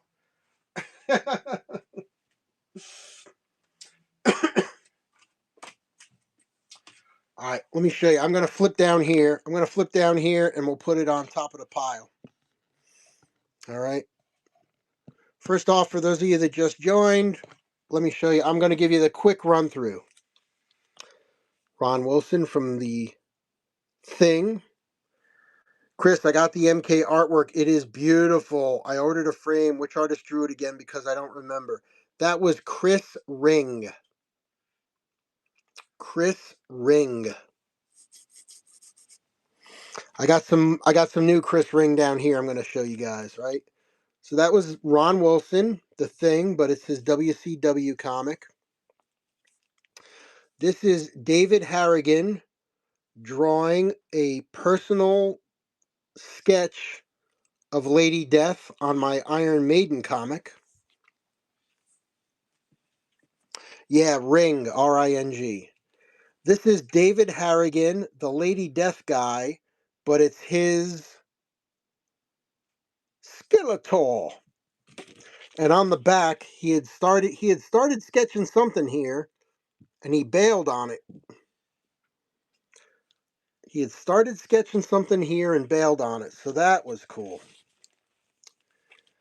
I don't know. Some I might, some maybe yes, maybe no. I got all kinds of cool stuff here. Here's a David Harrigan. That's his Vampirella. This is Dave Harrigan, Lady Death. Savage Reign #1, limited to 50. There's a Lady Death for you. C of A. This is the epic art of Rudy Nebres, signed 2025. I think he was at the con 2025. I picked this up from another vendor. Lots of cool Conan stuff in there. All right, here you go, Andrew. Here you go. Here you go. Where's Sir Dabs a bit? Oh, look at this. This is I was not familiar. James Nungesser. James Nungesser. Venom sketch. Original art. Look at that. That's awesome. You guys can go back and rewatch this whole thing on my YouTube channel in the live section if you want the long story. I'll just give you the bottom line here. Darren Auk, awesome artist. Superman, I love this sketch. This is like, are you kidding me? Really? Bullets? Are you serious? And then there's another Superman sketch. This is the Hulk sketch that I had purchased from Darren back last September at the Bethlehem Comic Show. So yeah, Philly, my guy, if you ever at the Michael Crin Center in Bethlehem, PA, there is also a comic and toy show that I'm at. The next one will be in September. This is Darren Auk again. Darren created the look of Venom 2099, and that is a sketch I grabbed from him. I also I traded him 2 blanks and $80 for him to draw this for me. Look at this. I just generally told him, hey, I got this Spider-Woman cover. I would love to see. So last year I bought this from him, and I know he did and created Spider-Man, Venom 2099. So when I saw this blank last year, I picked it up and I said, wouldn't it be cool if Spider-Woman and Venom 2099 were fighting or hugging or kissing, or I don't know what the hell they're doing, but so I told him that story. I had 2 other blanks, and I said, I'll give you the 2 blanks, because normally he would charge like 150, $200 for a book like this. And I said, I got 2 blanks and whatever else you want. So he goes, how about $80? I said, yeah. And then when he showed it to me, I freaked out, and I'm like, oh my God, what did you do? He's like, well, man, I hadn't drawn that character in a long time, and I was kind of having fun, so I kind of went a little overboard. He goes, normally I would not spend that much time and detail on this, but man, it was fun. So I was like, right on, man. So this is Chris Ring. He drew. I got it signed. A couple of these for my wife. She's a Doctor Who fan. That is Chris Ring's Doctor Who.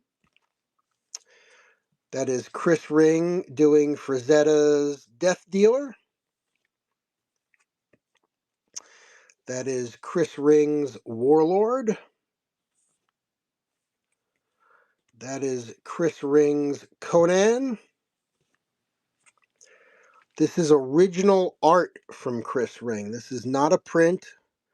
That is original art. He does a lot of, he's got a deal with the Calvin and Hobbes people, so he can take Calvin and Hobbes characters and put them in all different kinds of situations. So there is Freddy Krueger. I love that. Georges Genti, who is the artist who is currently doing The Mandalorian. I got Georges to sign his Prince print, which is pretty awesome. Deep pull here, Leela. Again, my wife's favorite Doctor Who sidekick. So I got that. We got a signed Grogu, because that's my wife's favorite Star Wars character. And we got the signed Mandalorian print by Georges. There's the signed comic. Then Jim Balint, who does Tarot, Witch of the Black Rose, as well as Catwoman. He was not charging for his signature at all. He was a real good dude. He's a real good dude. I bought some prints from him. 1, 2. Of course, I just bought it for the eyes, not for anything else. But each of these is signed by him. If you see Jim Balint at a comic show, he will, anything that he's ever worked on, he'll sign for free. If it's his art. There's another good one. This is Jim Balint's Tarot, Witch of the Black Rose. Somebody traded me these jeweled comics. I've never seen this done before. But this guy came up to me. He was trying to sell me these. And I had a Lady Death poster that he wanted. And he traded me 3 of these and $50 for the Lady Death poster that I had for 115. And as soon as I got these, I brought them right over to Jim. And he was like, are those bedazzled? This is gorgeous. Have you seen a couple? They're pretty cool, but I don't think they can be graded. Yeah, probably not. But They're signed, and Jim Balint loves them. So I had these signed, but great detail, like even like the eyes of the skull, and then the forehead right in the center of the pentagram, and elsewhere. Just really well done. Then I had Jim draw me a Catwoman. So and that was a good deal too, because he had a bunch of these blanks sitting there with the price tag of 40 on them. So I thought, okay, well, you buy the comic for 40, and then he charges this or that for the bust or the head or the full thing. So I said, oh, I'd love for you to do a sketch for me. How much for the art? So he goes, well, just buy the book. I'll draw whatever you want on it. So I was like, cool. He dates and timestamps it, June 6th, 2026 at 5:16 p.m. That's when that Catwoman came to life. He also signed my Catwoman trade paperback, a retrospective of Catwoman, and he signed Catwoman number 5 a couple times. And this, I love this, Catwoman number 1. It's a really nice, clean copy. There's one little nick there, but that's pretty cool. Joe Staton, the guy who created Guy Gardner, I got his Green Lantern. He did this sketch right in front of me. That was awesome. He signed for me the Guy Gardner Reborn series, issue 3, issue 2, and issue 1. And I love this. This is a Frank Frazetta pose. That's a Conan pose right there. Got the lady wrapped around his leg, sword in the sky, Joe Staton, and Green Lantern 192. This is the only other GL comic I had, really. So I was just happy to have him, talk to him. Blue Devil, that is Paris Cullen, Philly guy, born and raised in Philly. Never knew it. He did Blue Devil and Blue Beetle. So he signs Paris and the date. And then he threw, just as a nice little bonus, he threw in a couple of remarks. So you got the horns and the eyes of Blue Devil there. And then on this one, he went a little bit more.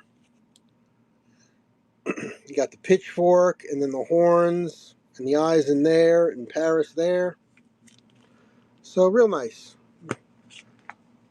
Real good time. Real good time. But wait, there's more, he said.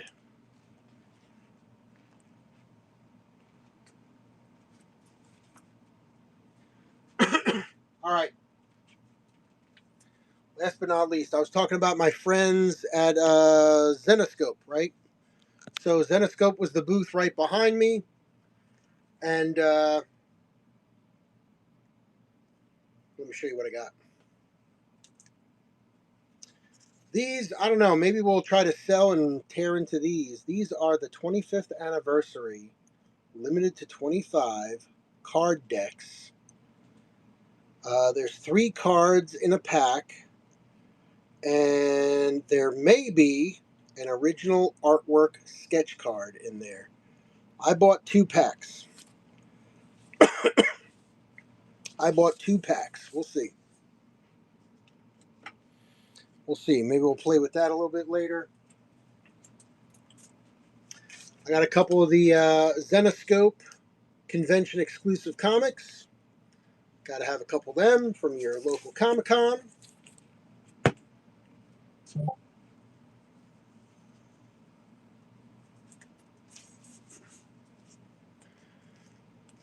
I got a complete set of the Van Helsing versus Frankenstein series.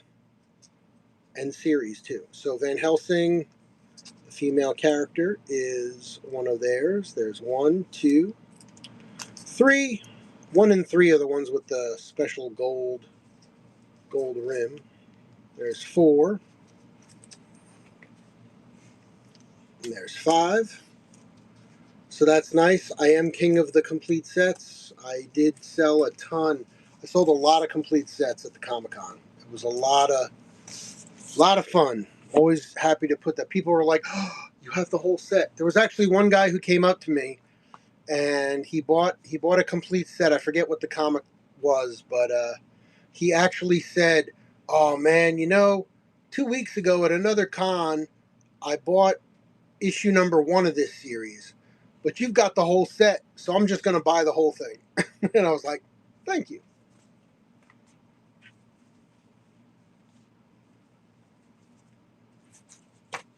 All right, this one, check this out. So I got some of their specialty covers. Some of these are the special limited edition ones, right? We got a little Hulkamania. Hulkamania getting ready to run all over you. We got their Supergirl. And hello, Spider Time. So that was cool.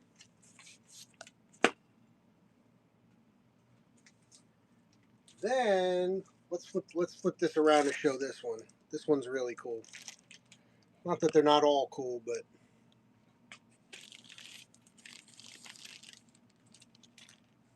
all right. The Zenoscope Collectible Comic Bundle, Best of Q1 2026. So for each month out of the year, you got a specialty comic, $100 bundle. Here it comes. Check this out. Check this out. I guess they had this at one of the earlier cons a couple weeks ago. So you would get a ticket to the Allentown con if you bought it. Here you go. Limited to 150. This is January 2026 with Wonder Woman action. This is February 2026. Limited to 225. Little Red Riding Hood. Here is March. Very cool. All right, are you ready? Are you ready? Do we got Philly fans in the house? I think we do. Got any Flyers fans? All right. This one stopped me in my tracks, as I'm sure it did a lot. So from Fan Expo in Philly, all right, the gold foil Flyers. Woof. Oofa. Oofa, Mike, you know what I'm saying? How you doing? Wow. They are hitting Philly hard. So that whole pack uh, is $100 pack. I could sell it as a bundle, or I could separate them. I don't know, but they are definitely nice. So a lot of this stuff is probably going to end up in my buy it now section for a little while. Uh, Again, I wanted to take the time to kind of document everything that happened there. But wait, we're not quite done yet with Zenoscope. So my friends at Zenoscope, they did send me a follow-up email Monday. It's now Friday, so I haven't gotten back to them yet, but I just got to give them some of my business information, and I'll get access to a lot of their retailer stuff, and like I said, options, cheaper pricing, wholesaling, getting all kinds of bonuses and incentive covers and all that kind of stuff. Let me see. Next time you talk to your Zenoscope buddies, get all the Carla Cohen covers you can for me. Carla Cohen. All right. All right. Carla Cohen, huh? All right. I'll write it down. I'll write it down. They actually do have and of course through their website, you can I was checking out their website afterwards, after the con a little bit, You know, and you can join their VIP program. I think it's like $140 or something, but that gives you a certain level of access and discounts and all that kind of stuff. It's not the retailer thing though. But I'll check it out.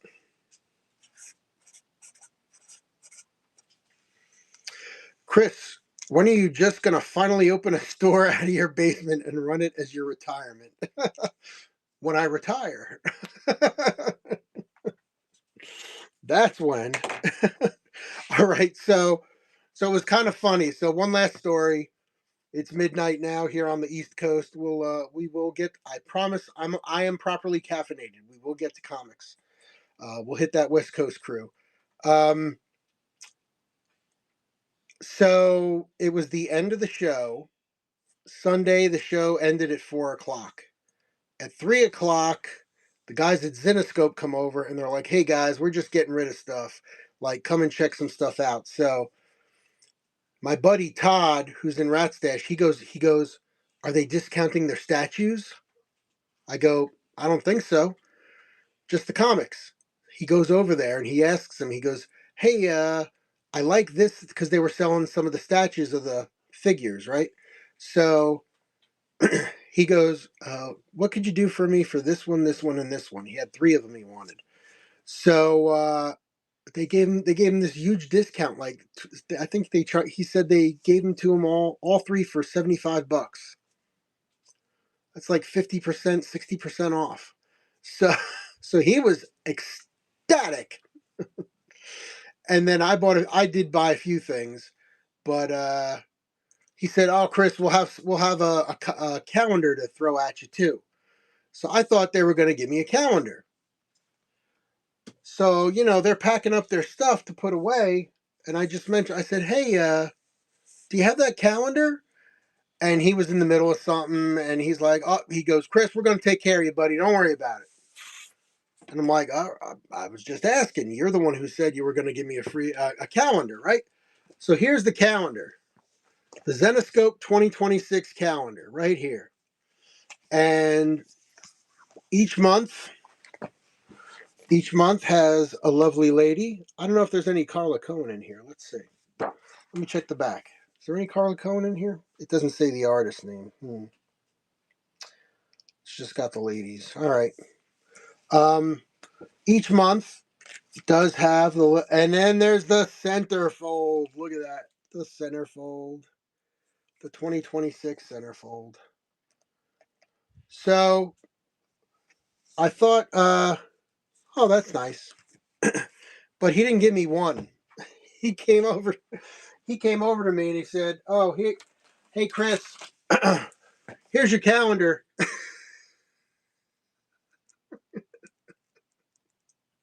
And I went, "What?" He goes, "I'll give some to Todd too." I go, "Todd, take some calendars." He took two. I said, "Todd, take some more calendars." He goes, "Ah, two's okay." So, I said, "You're really getting rid of all those calendars?" He goes, "It's June." He goes, we were selling them here for $5 each, and after June, you know, what are we going to do with them?" And I'm like, "Dude." so I think every future purchase between now and the end of the year on the Cool and Common stream might just get a free Zenoscope calendar. How about that? How about that? Yeah, it's the 2026 calendar. So anyway, actually let me just wrap that up. So I think now that's the end of story time, okay? It only took 2 hours to tell my story of 2 days at the Lehigh Valley Comicon 2026, my friends. That is, I'm sure. Oh, I didn't even tell you the story about the guy in the table next to me. This guy, real quick, and then we'll go straight into comics. The gentleman next to me, his name was Scott. He rented the booth next to mine. We talked on Saturday a little bit. Real nice guy. He just had like two tables, two 8-foot long tables full of comics, just like long box, long box, long box, long box comics. And he tells me the story that, he's in his 60s, he's retiring, his son wants nothing to do with comics,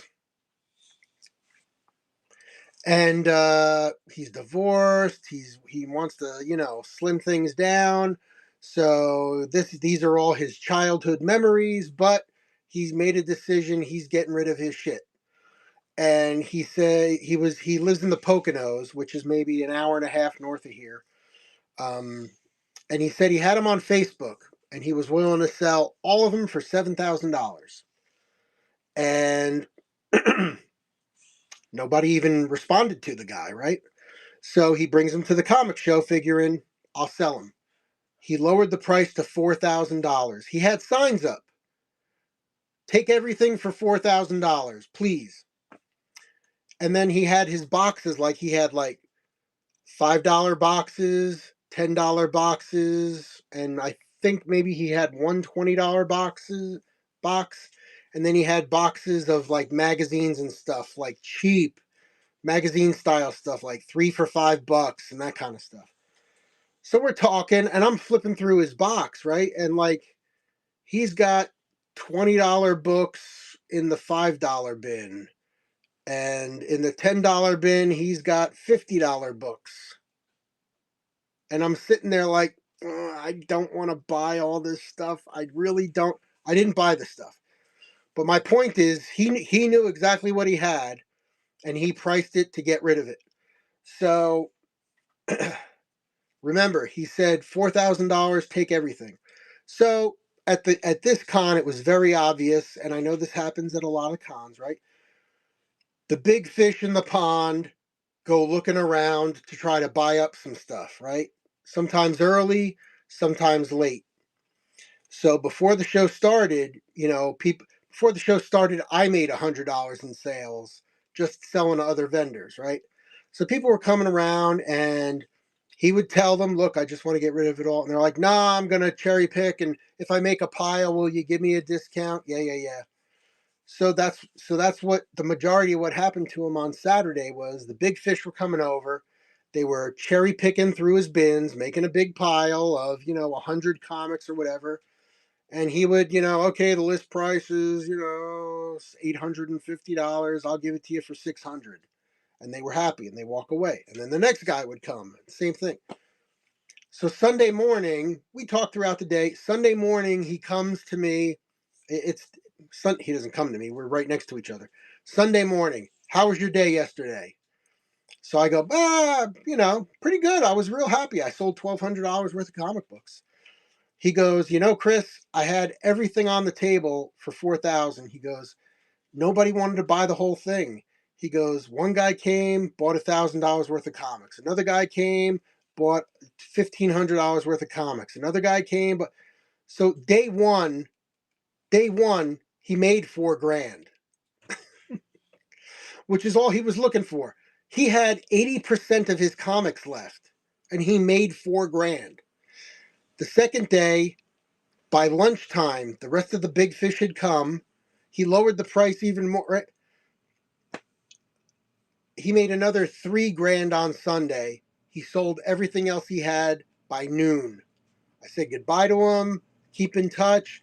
He's like, Chris, this is like scratching the surface of my collection. I'm like, here's my card. Here's my phone number.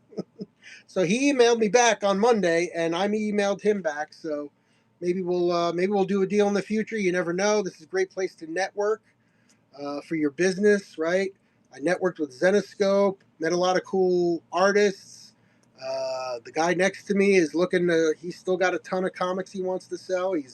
I know he's motivated to get rid of them, so let's go. All right. So, wow. So that's my story, and I'm sticking with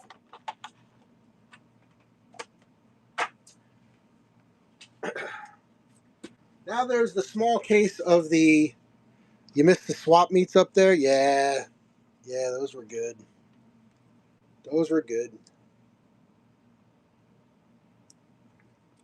Now there's a little more than a short box of comics I also purchased over this week. That was another thing too. Like, I hate to keep going back and forth like this, but the last day I had a chance to go out and do a little picking, right? My buddy Todd calls me. He goes, "Hey, Chris, there's this guy that I deal with. He's got like 5 long boxes of comics. He just wants to get rid of them, blah, blah, blah." So I go over there, and he wanted I think he wanted like $100 a long box, and I'm flipping through it, but a lot, like 80% of it was shit. Either damaged, broken, or comics that nobody wants, right? But there was some good stuff in there. There was some nice copper, nice. So I cherry picked it, and I spent $100. And I was happy with that. And also, I couldn't fit 5 long boxes in my car. Later on Sunday, I was at another guy, and he had some cool stuff that I bought, and he had 8 long boxes of 50-cent comics. So I'm like, wow, 50 cents, really? So he explains to me him and his wife bought this big collection. They were going to sell it. Then they both got sick, blah, blah, blah. Everybody's okay, but they've decided they don't want to do this anymore. He goes, "You can have the long boxes for $40 a long box and take them all. There's no room in my car. I can't do this." That's the deal. What I learned this time was, if you're going to make deals like that, do it on Saturday. You bring your stuff, you set up, you do some deals, you put it in your empty car, bring it home, dump it down, dump it in your basement, then you're good for Sunday, right? It's like on top of the car. Yeah, right. See, Philly Mike, I don't have a van, Mike. That's my next car is definitely going to be either a minivan or a van or something. I don't know. I need something bigger is what I need, right? But now I know if I see this guy next time, I'll just walk up to him on the first day, like, "All your long boxes, where you at?" I'll see what he's got, and then take it from there, right? Um, but yeah, crazy the deals that were being made, and people were willing to let stuff go, good stuff for just because they were sick and tired of carrying it around. Home Depot, yeah, I probably could do that. You're right, Andrew. You're right. Gotta live and learn. Gotta live and learn. All right, so let's see here. What are we gonna do? Let's start going through some stuff. So first off, let's just do. Why don't we do these card things here? The cards. Let's see. So these are the Zenoscope Lehigh Valley Comicon limited edition to 25 3-card packs. Somewhere in one of these packs may or may not be an artwork sketch card. All right, they are sealed. Yowza. I don't know. I'm thinking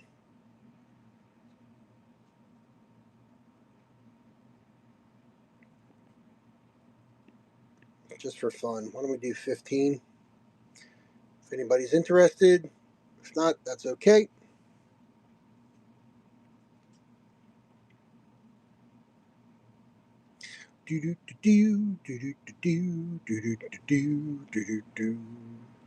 All right, guys, let me just keep these up here. How do you like the new display, by the way? Check this out. So I bought this display for all my comic cards because I was getting ready to. Here's a nice card that I have that somebody nice gave me. Uh, so this is meant for cards. You can fit I think 6 across, and there's 1, 2, 3, 4, 5, 6, 7 high, 6 high. So I was getting, I've been collecting a lot of comic book cards and all that, and then PSA had to go belly up. So, or not belly up, but they're not they're not accepting any cards right now. So could be Beckett. I just might wait them out at PSA and see what happens. But yeah, well, poor timing. Poor timing, let's say. All right, now, my friends, it is finally time for comics. All right, I'll just, so what I normally do, it is kind of late. I don't want to be up till 4 a.m. here, but I'm going to flip through the books that I have in this short box. If you see anything you're interested in, let me know, and we'll run it.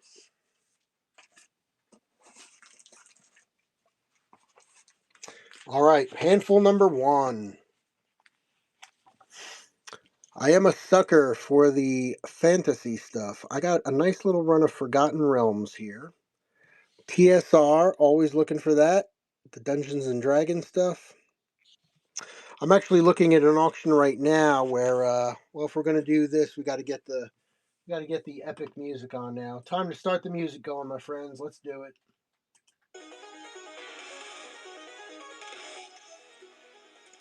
Here we go. All right. Um, there's an auction I'm looking at now. A local guy was a master miniature maker, and he made dioramas of Dungeons and Dragons scenes, of scenes from The Hobbit, and they're all like, I don't know, maybe 12 by 8 or something like that. But I'm kind of thinking about it. I know some of that stuff can bring in some big bucks. All right, anyway, Forgotten Realms number 2, number 3. This is the better number 3. Forgotten Realms number 4, 5, 6, 7, 8, 9, 10, 11, 12, 12, lucky number 13, 14, I love that cover, 15, 16, 17, 19. That is Forgotten Realms. Oh, Andrew, the peonies were there. I just, I had so many other things going on with the other artists and stuff that I just never got over there. I did walk by him a couple times. I saw him live in the flesh, but I never did get a chance to get them to sign anything. I had one really good ElfQuest book sitting on my top shelf, and somebody bought it from me. Um, so I took that as an omen. I wasn't getting their autograph. They brought their own books that people could sign. Or they brought their own books for people to buy for them to sign. All right, we got a little cap up next. Cap 282.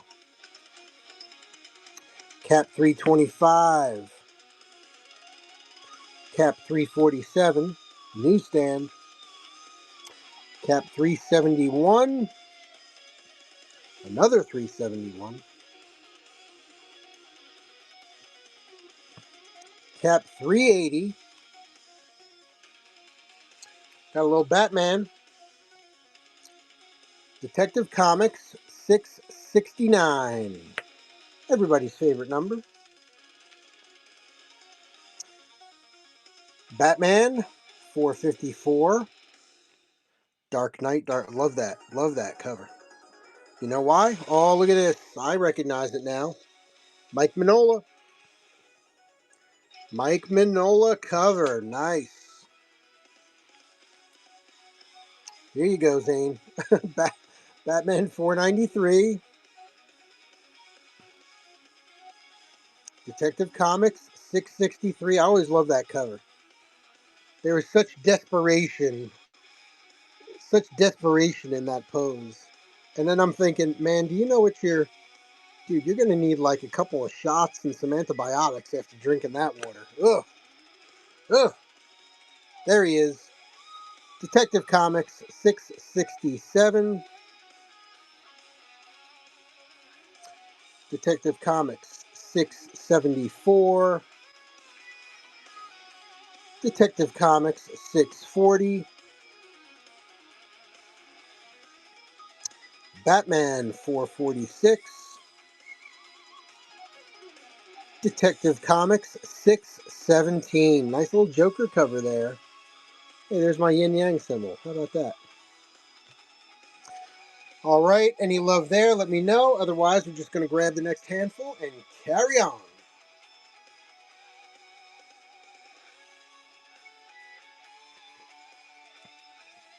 All right, let's do it. Let's do it.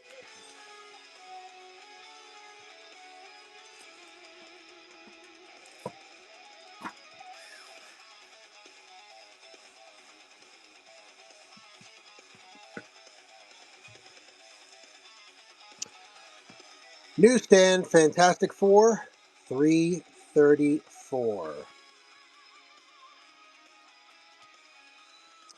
FF 335. FF 336. 337. 338. Newsstand 339. 340. 341. All right, nice little run of FF there. Did find myself a little Morbius. I'm still pissed off about that goddamn movie. Son of a bitch. They effed it up. Morbius number 7. Such a cool character.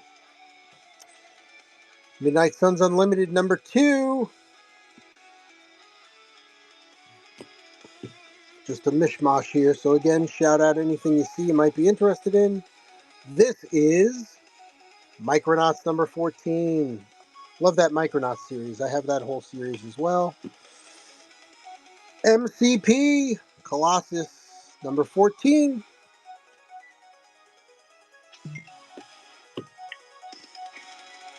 MCP number 17. Cyclops. Got another number 17. Marvel Comics Presents number 12. Man-Thing. Nice. I did find a few number 1 Man-Things. Nothing that I pulled the trigger on, though. MCP number 11. Colossus. MCP Colossus number 20. Another Mike Mignola cover. Mike Mignola making his presence felt tonight. MCP 21. Cyclops. MCP Cyclops 22. MCP number 30. X-Men's Havoc and Wolverine.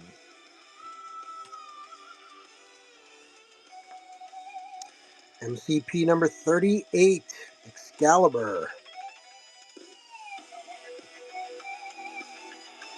MCP 109. Ghost. I have never seen this Ghost Rider cover before. Ghost Rider and the Werewolf? That does not ring a bell at all. This is a Sam Keith cover I have never seen before. That's why I picked it up. Crazy. Never seen that before. Don't know what's on the other side. We'll find out. MCP 109.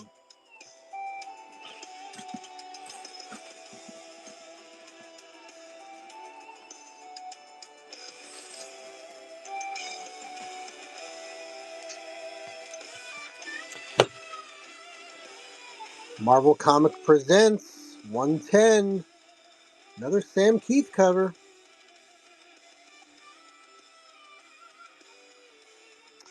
Marvel Comics Presents 111. Another Sam Keith. I can't believe there were all these Sam Keith covers I'd never seen before. MCP 126. Typhoid Mary, Iron Fist, come on. MCP 127. They are the Universal Soldier, Part 2 of 3, based on the original motion picture with Jean-Claude Van Damme and the original Master of the Universe, Dolph Lundgren. Photo cover, also number 2. So both number 2s. And a little Evangeline. Guns on Mars. I think that's a different. It's not Evangeline. It's Evangeline. All right, different character.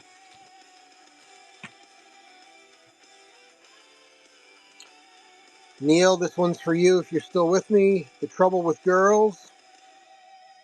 The Last Temptation of Girls. Jim Lee's Death Blow. I thought when I originally saw it, this is in not too bad shape. Little curl down there. But I just love the black on black and the red Death Blow. This is Images The Creed the Creech book number 1. The Creech. I know I got some of these. Terminator Endgame, book 2 of 3. Book 3 of 3. I think I got one somewhere. I found a little more Razor. I did sell, so my number one seller at Lehigh Valley Comicon was my Lady Books. I got 2 long boxes. One is labeled Sexy Bad Girls and one is labeled Sexy Good Girls. And I sold half of a long box of Sexy Bad Girls. And I have every time I bought it. So definitely got to be reloading on the Sexy Bad Girls. Probably my number 2 bestseller was the complete sets. I did sell a lot of higher priced. Individual comics. I had a couple of $100 books go. I had a couple of $110 sets of 2 go. So that I was a little worried about the economy and stuff. The Geek Squad, man, we will spend some money on some stuff. All right. Terminator, Secondary Objectives, complete set, 1 through 4. I did say I was a fan of Man-Thing. I was just curious to read this more than anything, but it's the modern 1 through 5 set of Man-Thing, Strange Marvel Tales. Evil is simply hotter. It's a fact. Oh, definitely. Definitely. There were some husband and wife couples that came over there, and the men and the women were looking, and whenever a couple came over and giggled, like I heard one woman go, "What's that? Sexy Bad Girls." I said, well, all you got to do is take a look in the box and you'll find out. I said, you'll know it when you see it. All right. Terminator, The Enemy Within, complete set, Dark Horse Comics 1 through 4. Terminator Endgame, complete set, 1 through 3. Oh, here it is. I did pull the trigger. Oh, direct edition, number 1 of volume 2. Ooh. Look at that. A little Man-Thing action. Nice. Man-Thing number 1. Man-Thing number 11. Oh, here we go. I had all that Lady Death. I've sold one of these before. Speaking of evil, Lady Death. Lady Death Gold, baby. The Odyssey, number 1. Look at that. Woo, that's a nice one. That's a moneymaker.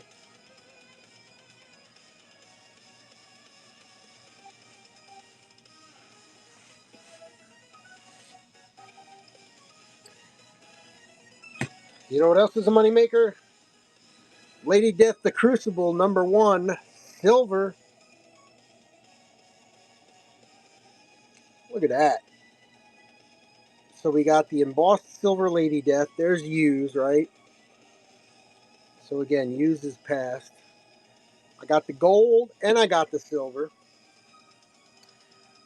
I told you I liked my rock and roll comics. Found some Insane Clown Posse, #1, Volume 3. Hard to think that there were 3 volumes of ICP comics, but there you go. So something like this I might cross-list on my music show and my comic book show. Deathstroke the Terminator #2. I'm pretty sure I have a complete run of that Deathstroke. #8.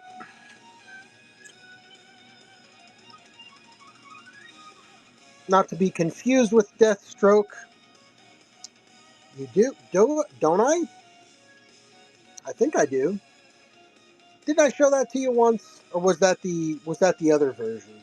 Maybe that was the later volume. I didn't. Well, we'll have to make a point of doing that then.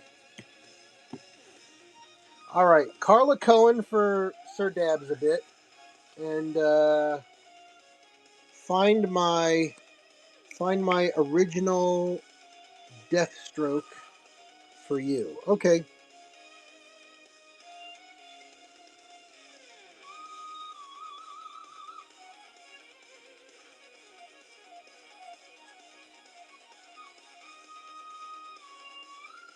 All right, we're getting there. The original volume. Okay.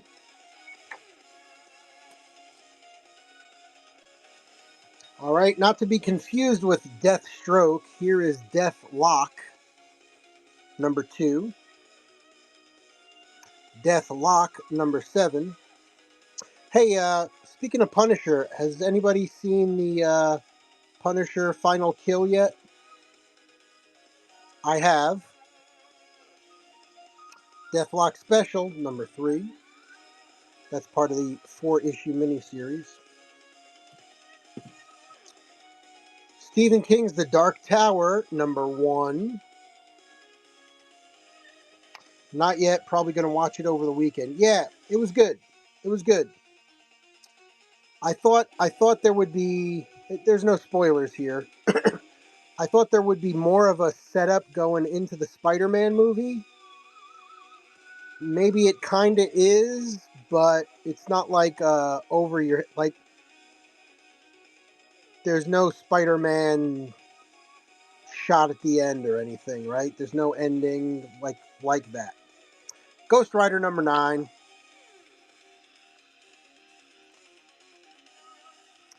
Troll Lords #4. Just because. She, Heaven and Earth #1. I don't know much about this, but anytime I see Caliber Comics, I know that there's got to be something cool in there. It's the Bandy Man. Looks a little freaky.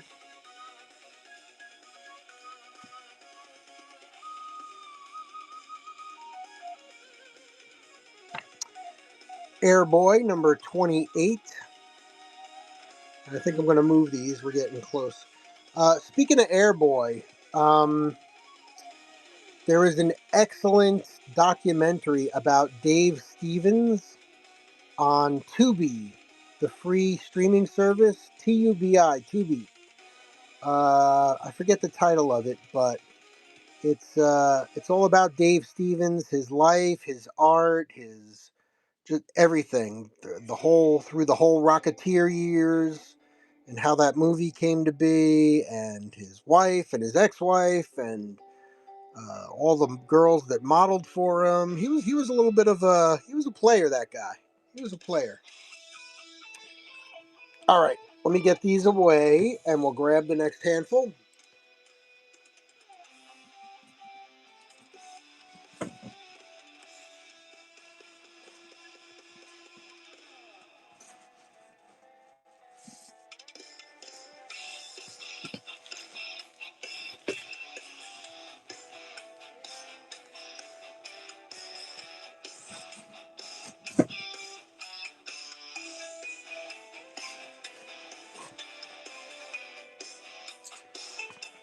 All right, we got Mantra, the Infinity cover.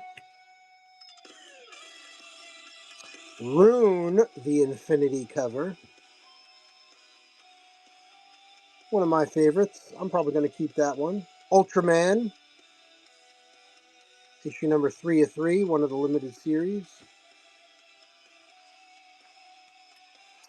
We got ourselves the number 1 of She, East Wind Rain.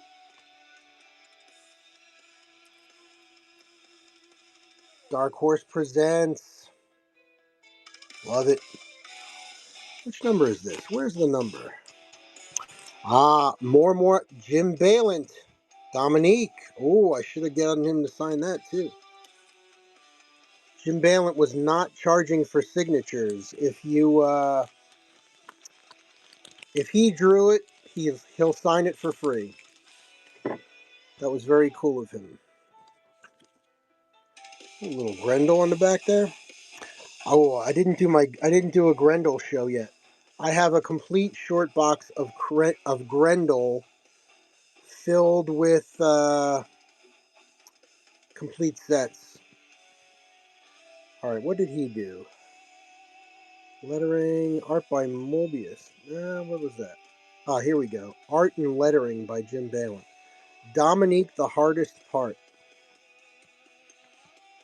Let's find some more. Here it is. So this is all Jim Balent, huh? Cool.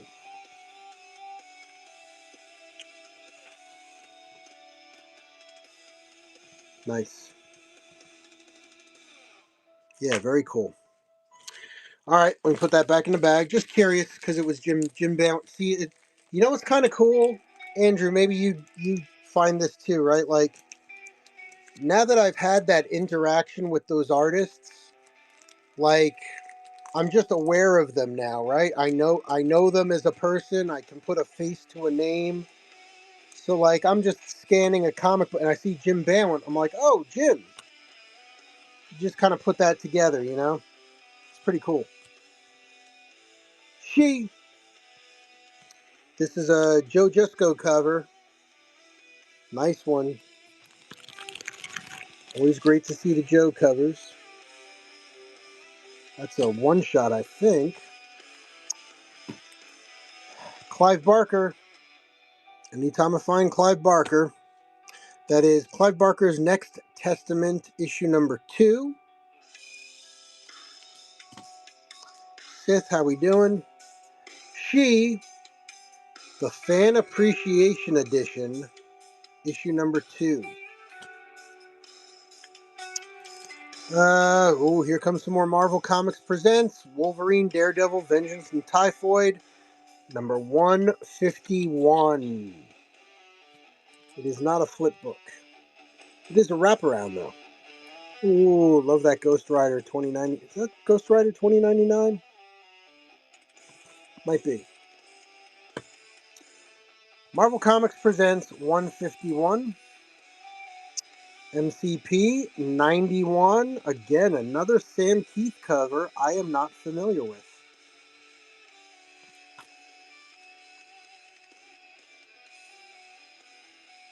Do I remember that? Maybe I remember that. You know, on the flip comics, it's funny. Sometimes I see one side so often, you don't remember what the other side looks like. Darkhawk. I've been finding a lot of Darkhawk lately. Darkhawk number 8. X-Men 2099, number 14. Anytime I find the George Perez Wonder Woman, that's an automatic purchase for me. Wonder Woman, number 13. Wonder Woman, number 12. Hey now, Mantra number 2.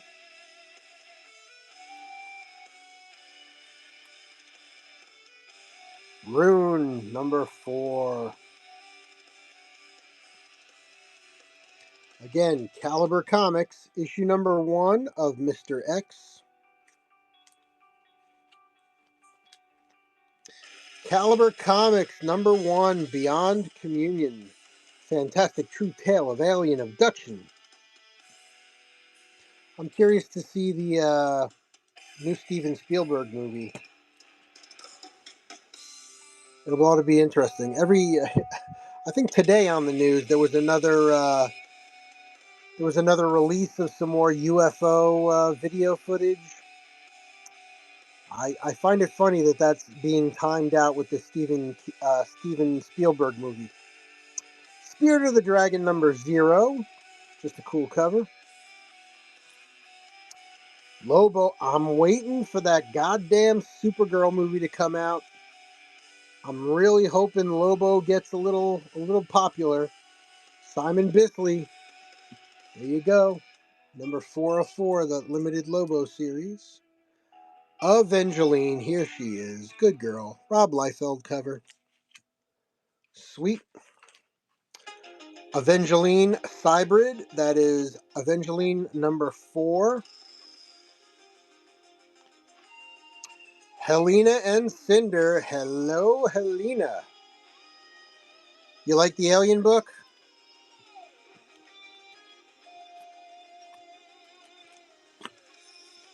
Where'd I put it? Whitley Strieber's Beyond Communion.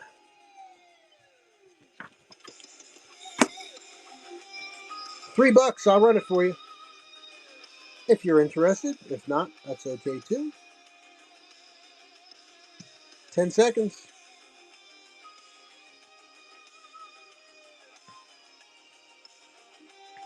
Aw, thank you, Mike.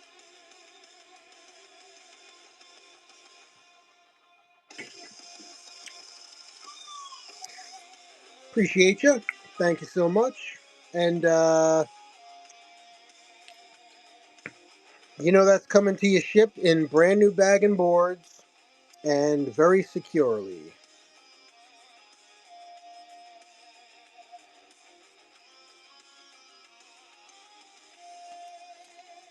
Oh, one thing I forgot to tell Andrew is people were very complimentary about the Allentown Comicon, and I always ask people who have obviously been to other cons, which one do you like? Do you go to New York? Do you go to San Diego? There were I'd probably say there were about 4 or 5 people that mentioned that they love the Baltimore Comic Con. So I might have to make a road trip down there to see Andrew at the next one or sometime, because people really liked the Allentown uh, the Allentown site, because they said they had a lot of great people there. There were tons of people selling comics, and it wasn't crowded like they're like, oh, I go to New York Comic Con and you're standing in line waiting for an hour for a signature, and you're trying to walk down the aisles and it's just people wall to wall. This was nice. Yeah, the fairgrounds are still up there, man. Yeah. So the Comic Con was actually in the agricultural center building on the campus of the fairgrounds. They still do stuff on the fairgrounds every once in a while. They got concerts there and stuff like that. And of course the market's open. The market's always open. So yeah, it's still kind of cool up there. Oh yeah, I wish back in the day. I wish I could have. I wish I would have. But oh, you got all the Skinwalker comics too. That's cool. Oh, Zane, the Tampa Con's coming soon. Nice. Guar was there. Oh, that's cool. Now you're talking. Let me put this back. Lobo, Evangeline, Helena, and Cinder. Okay. I think we stopped there. Yeah, I know a lot of great. So I was talking once with one of the guys at the Allentown Paper Show, which I also do up there, and he was like, "Yeah, I used to manage. I used to manage the acts that would come to this place." He goes, I booked Kiss here back in 1970, blah blah blah. And I was like, "What?" It was kind of funny. Evangeline number 3. Got a bunch of Gwar comics, always after that. All right, I'll keep my eyes open. Yeah, I got a whole box full of rock and roll comics. So anytime I see them, period, no matter who they are, I pick them up. Evangeline number 8. This was nice. Still sealed. Satan's 6. Still sealed. With the card again, like I was finding these cards and they were all like, I'm like, that's pretty minty looking, and screw it, I'll just get the cards. And Satan 6 number 3. You got the Jason one, nice. Oh, that's a good comic. MCP number 64. Wolverine and Ghost Rider. Star Trek Deep Space Nine number 2, Malibu.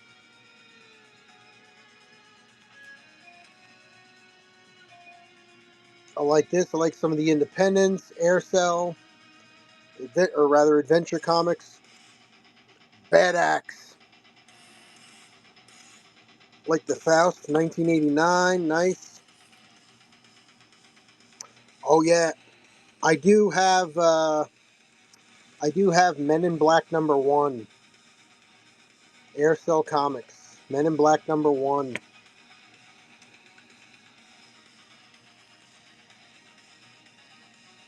Punisher number 33. You're thinking about Bad Axe? Punisher War Journal number 60. Is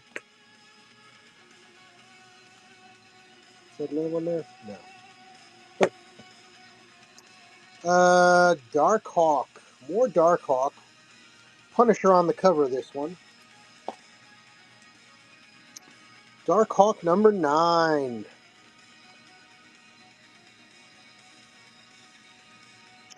This one just caught my attention. It's Epic Comics Steel Grip number 1 with the Marvel, Steel Grip and Star Key, and the all-purpose power tool.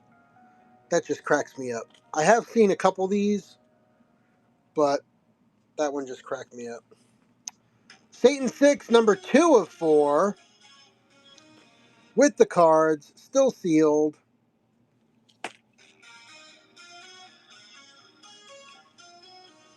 I also do like the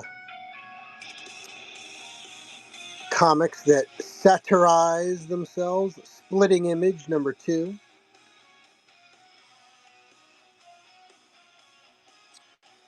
Love the Predator and the Aliens. We got Predator Homeworld number 1 in the 4-issue limited series.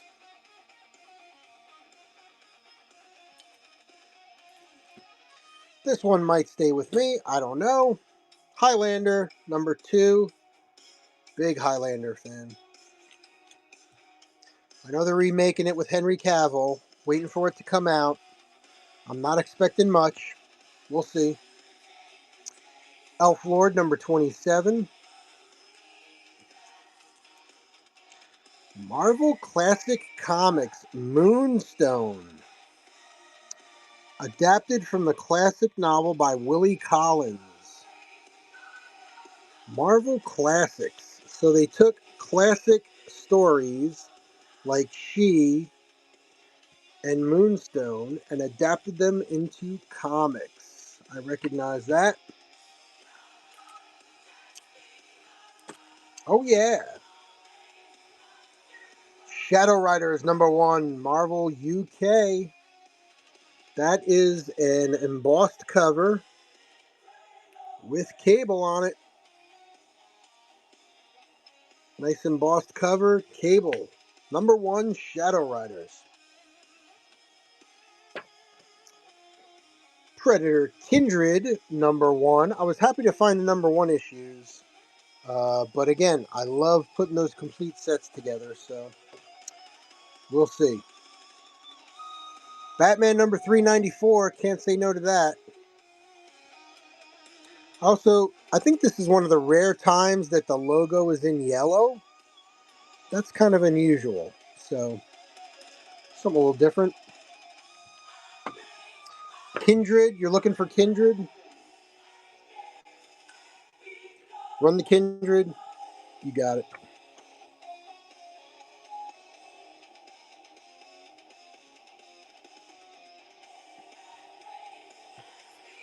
Nice.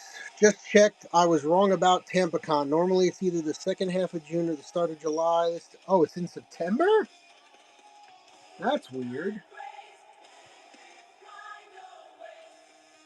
Is it the same company running it? Sometimes I know that can affect. Well, maybe, or maybe just the venue wasn't available. I don't know.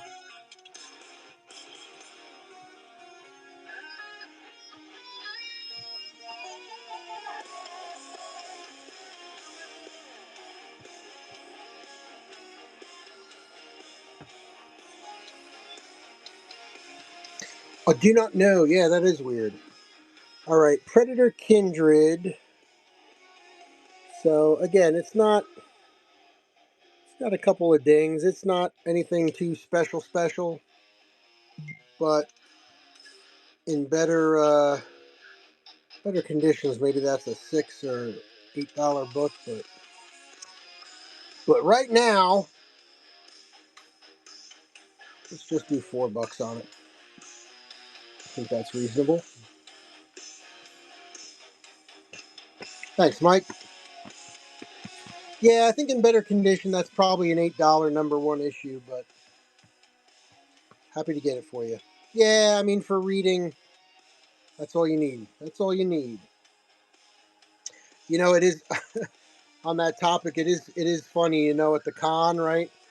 So you definitely know the difference between the people that are buying it to read or to complete a collection or they like it, and the guy who's looking for like every little mark and stuff. And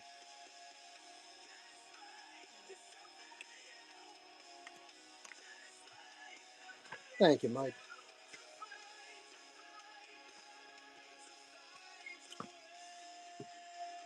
Yeah, it's funny. Yeah. It is funny. All right, we went through Batman with the yellow logo. This one, I love this cover. I love this cover. Legends issue number 6, April 1987. I mean, that's my jam there. Burn cover. Wonder Woman, Blue Beetle, Guy Gardner, Animal Boy, Superman, Shazam, Dr. Fate. I mean, love it. We got a Doom 2099, number 4. Bethany Vamp Fire. Get it? Vamp Fire. Number 0. Just sexy character, cool cover. Somebody's going to want that. Like the obscure. I sell too and like to have good stuff. I like the yeah. I'm like you. I like the old obscure stuff and the weird stuff. And there's another Helena and Cinder number 1. Another number 1. There's another She East Wind Rain.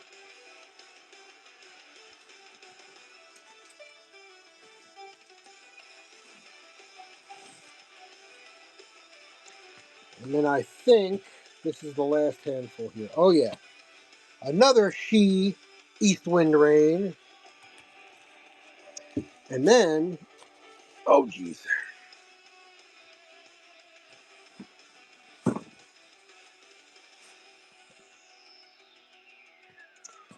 All right, found a couple of these, but here we go.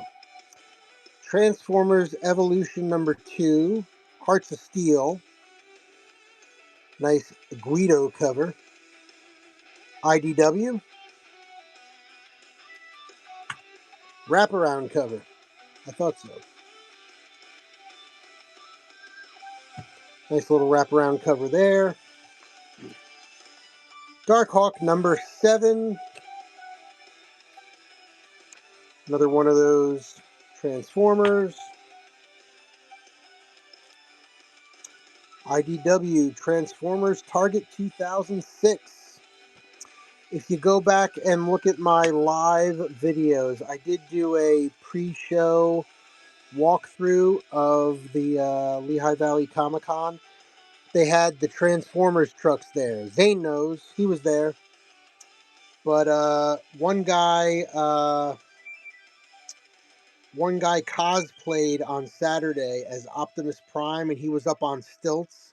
So he was like 9 feet tall. It was pretty funny seeing him near the truck. Philly Mike says, found a bunch of Neil Gaiman 80s, 90s books that were cheap and may flip. Yeah. Yeah, those Neil books are weird. There's the people who just like the stories, and then there's the people who are like, we don't like him anymore because he did bad stuff. So they're not buying his stuff. Yeah, he put out so much good stuff. His novels too. Where are we at? X Factor number 72. All right, Eric, this one's for you, buddy. If you're still with me, I know you're watching. Robert E. Howard's Iron Hand of Almeric, issue number 4. Never heard of it, never seen it before, but it is Dark Horse and it is Robert E. Howard. He was he was getting screwed, and I love Todd. I hear that. One of my favorites, Planet of the Apes. I grew up watching those original Charlton Heston movies. Planet of the Apes Cataclysm, Boom Studios number 12. Marvel Comics Presents number 138.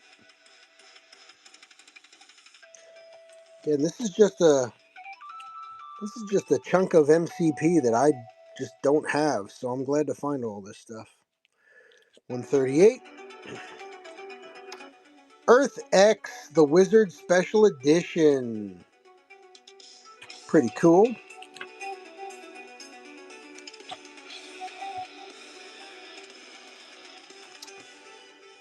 More Darkhawk number 12.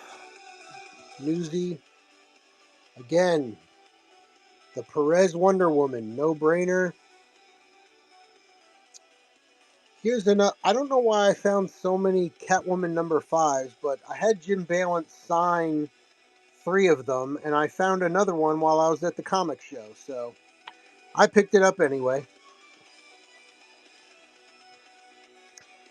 Wolverine number 126. That is, rather, Marvel Comics Presents 126, featuring Wolverine. Oh yeah, we saw this one earlier.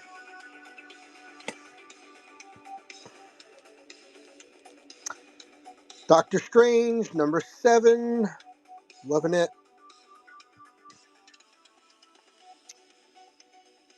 Marvel Now number 9. A little bit of what's going on in the Marvel Universe. A little bit of this, a little bit of that.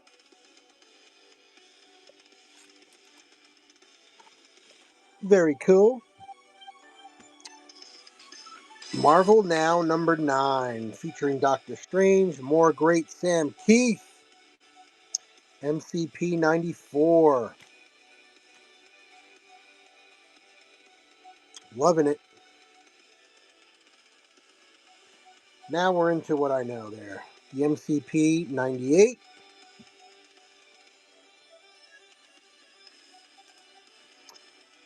Samari. I think I have almost a complete set of this now. Samari number 2. It's not Samurai, it's Samari. To go along with the Grendel I recently purchased, I found some old Comico ones. There's Grendel number 3. Comico's Grendel number 6. Grendel is still one of the least utilized, the most underutilized, underappreciated comic characters out there. Grendel number 5, Comico. Dark Horse, Grendel War Child, that's issue number 10.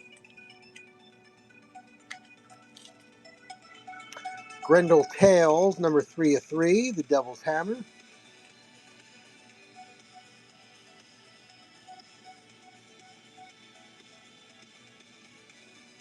Comicos, Grendel number 9. Happy to see some of those old Comicos. All right, Zane, just for you, good news, bad news. Moon Knight, Fist of Khonshu, number 3. Somebody had to write on it with grease pen. Bastard.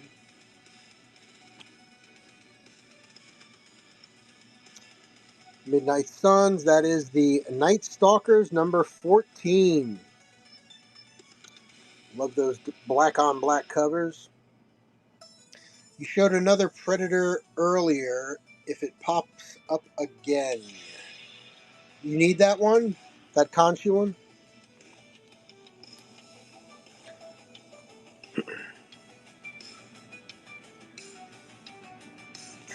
Let's take a look. See if there's anything else wrong with it other than the grease paint. I mean, we ain't gonna do too much with this here. Again, this is a reader copy.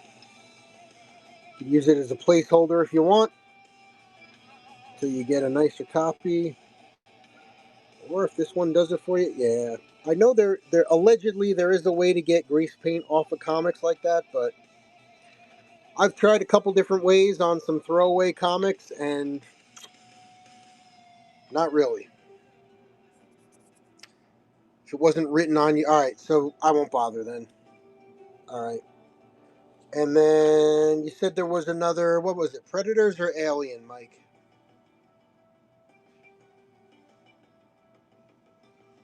You showed another predator. Another predator in this pile here, or in the previous pile?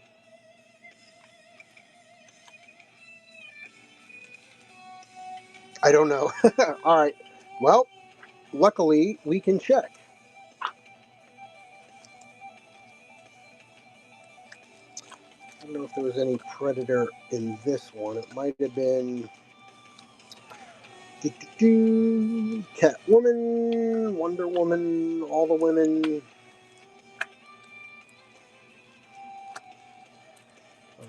The apes. Yeah, I think it was in the other one. That's the Transformers. All right, so let's do this. Let's put these back here so I don't lose my place here. Yeah, let me go. I know there were a couple.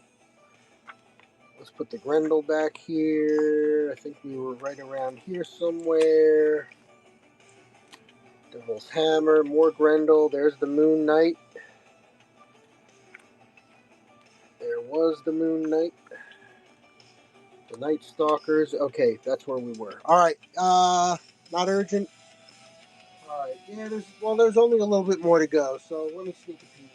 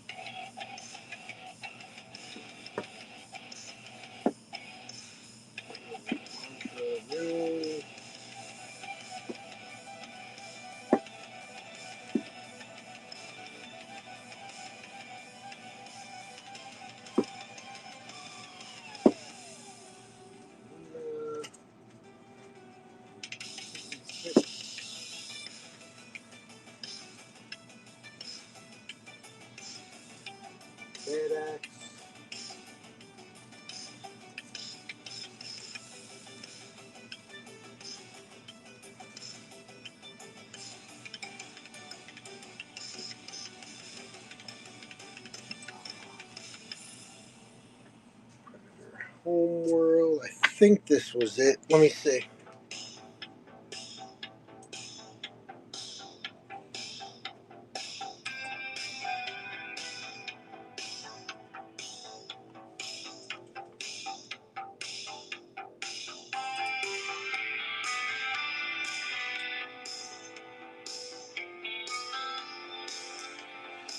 Okay, this one's in a little better shape. Let's see here.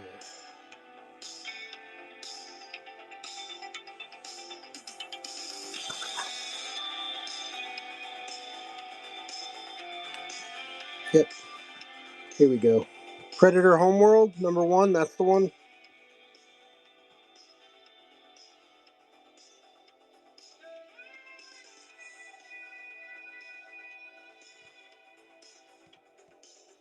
Little corner bend there.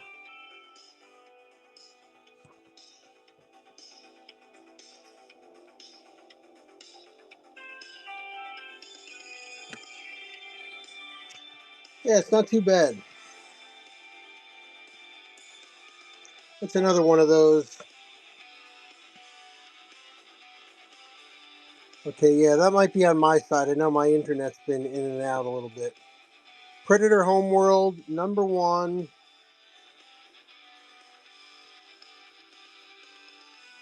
This one's in a little better shape than the other one. Do 5. 10 seconds.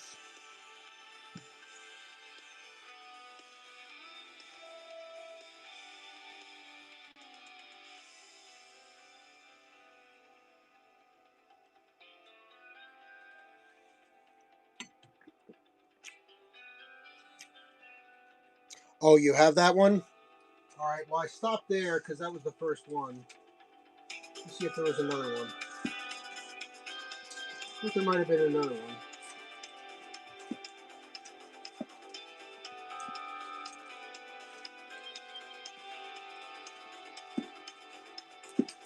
Uh, no, I think that was it. Yeah, I'm back into the Fantastic Four now, so. All right, no worries. Thanks for asking. All right, if you know, you know. This might crack you up. The Adventures of Ford Fairlane, based on the movie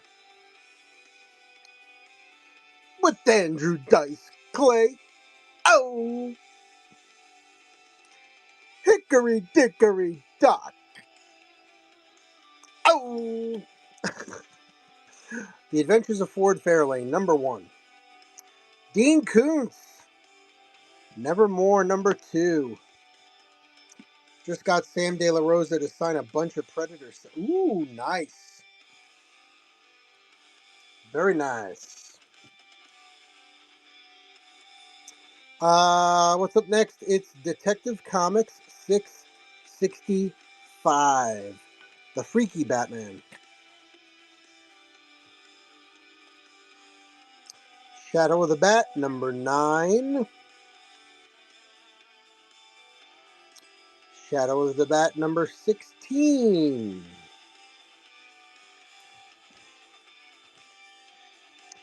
Shadow of the Bat, #6. Shadow of the Bat, #5.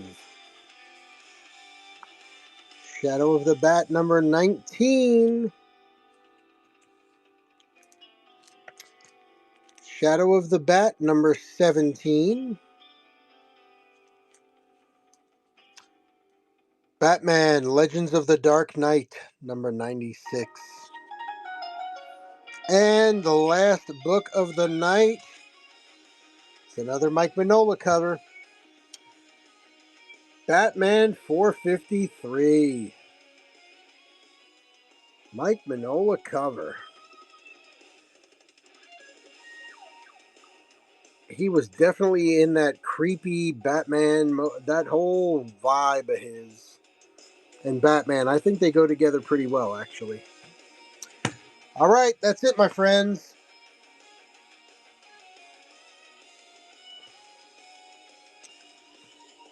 Any love for any of that? Let me know in the chat. Otherwise, I think we are going to call it a night.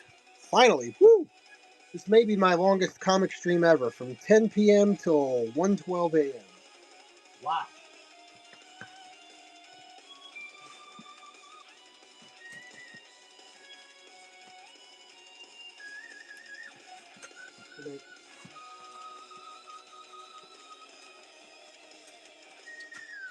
All right, Eric's there eating his Wheaties going, tell me about it, Chris.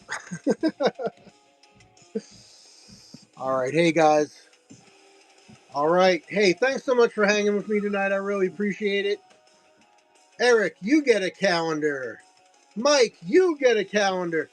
Everybody's getting a calendar.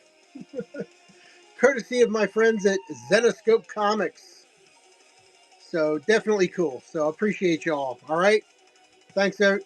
Thanks, Eric. Thank you, Neil, for suggesting I do the whole recording of the events at the Comicon. Mike, Zane, thanks so much. Appreciate you guys. Andrew, thanks for coming on in.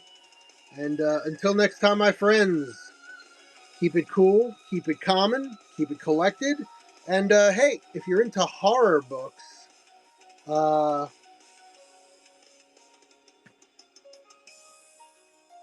tomorrow morning, 10 a.m., if I'm lucky, I'm doing my horror book show.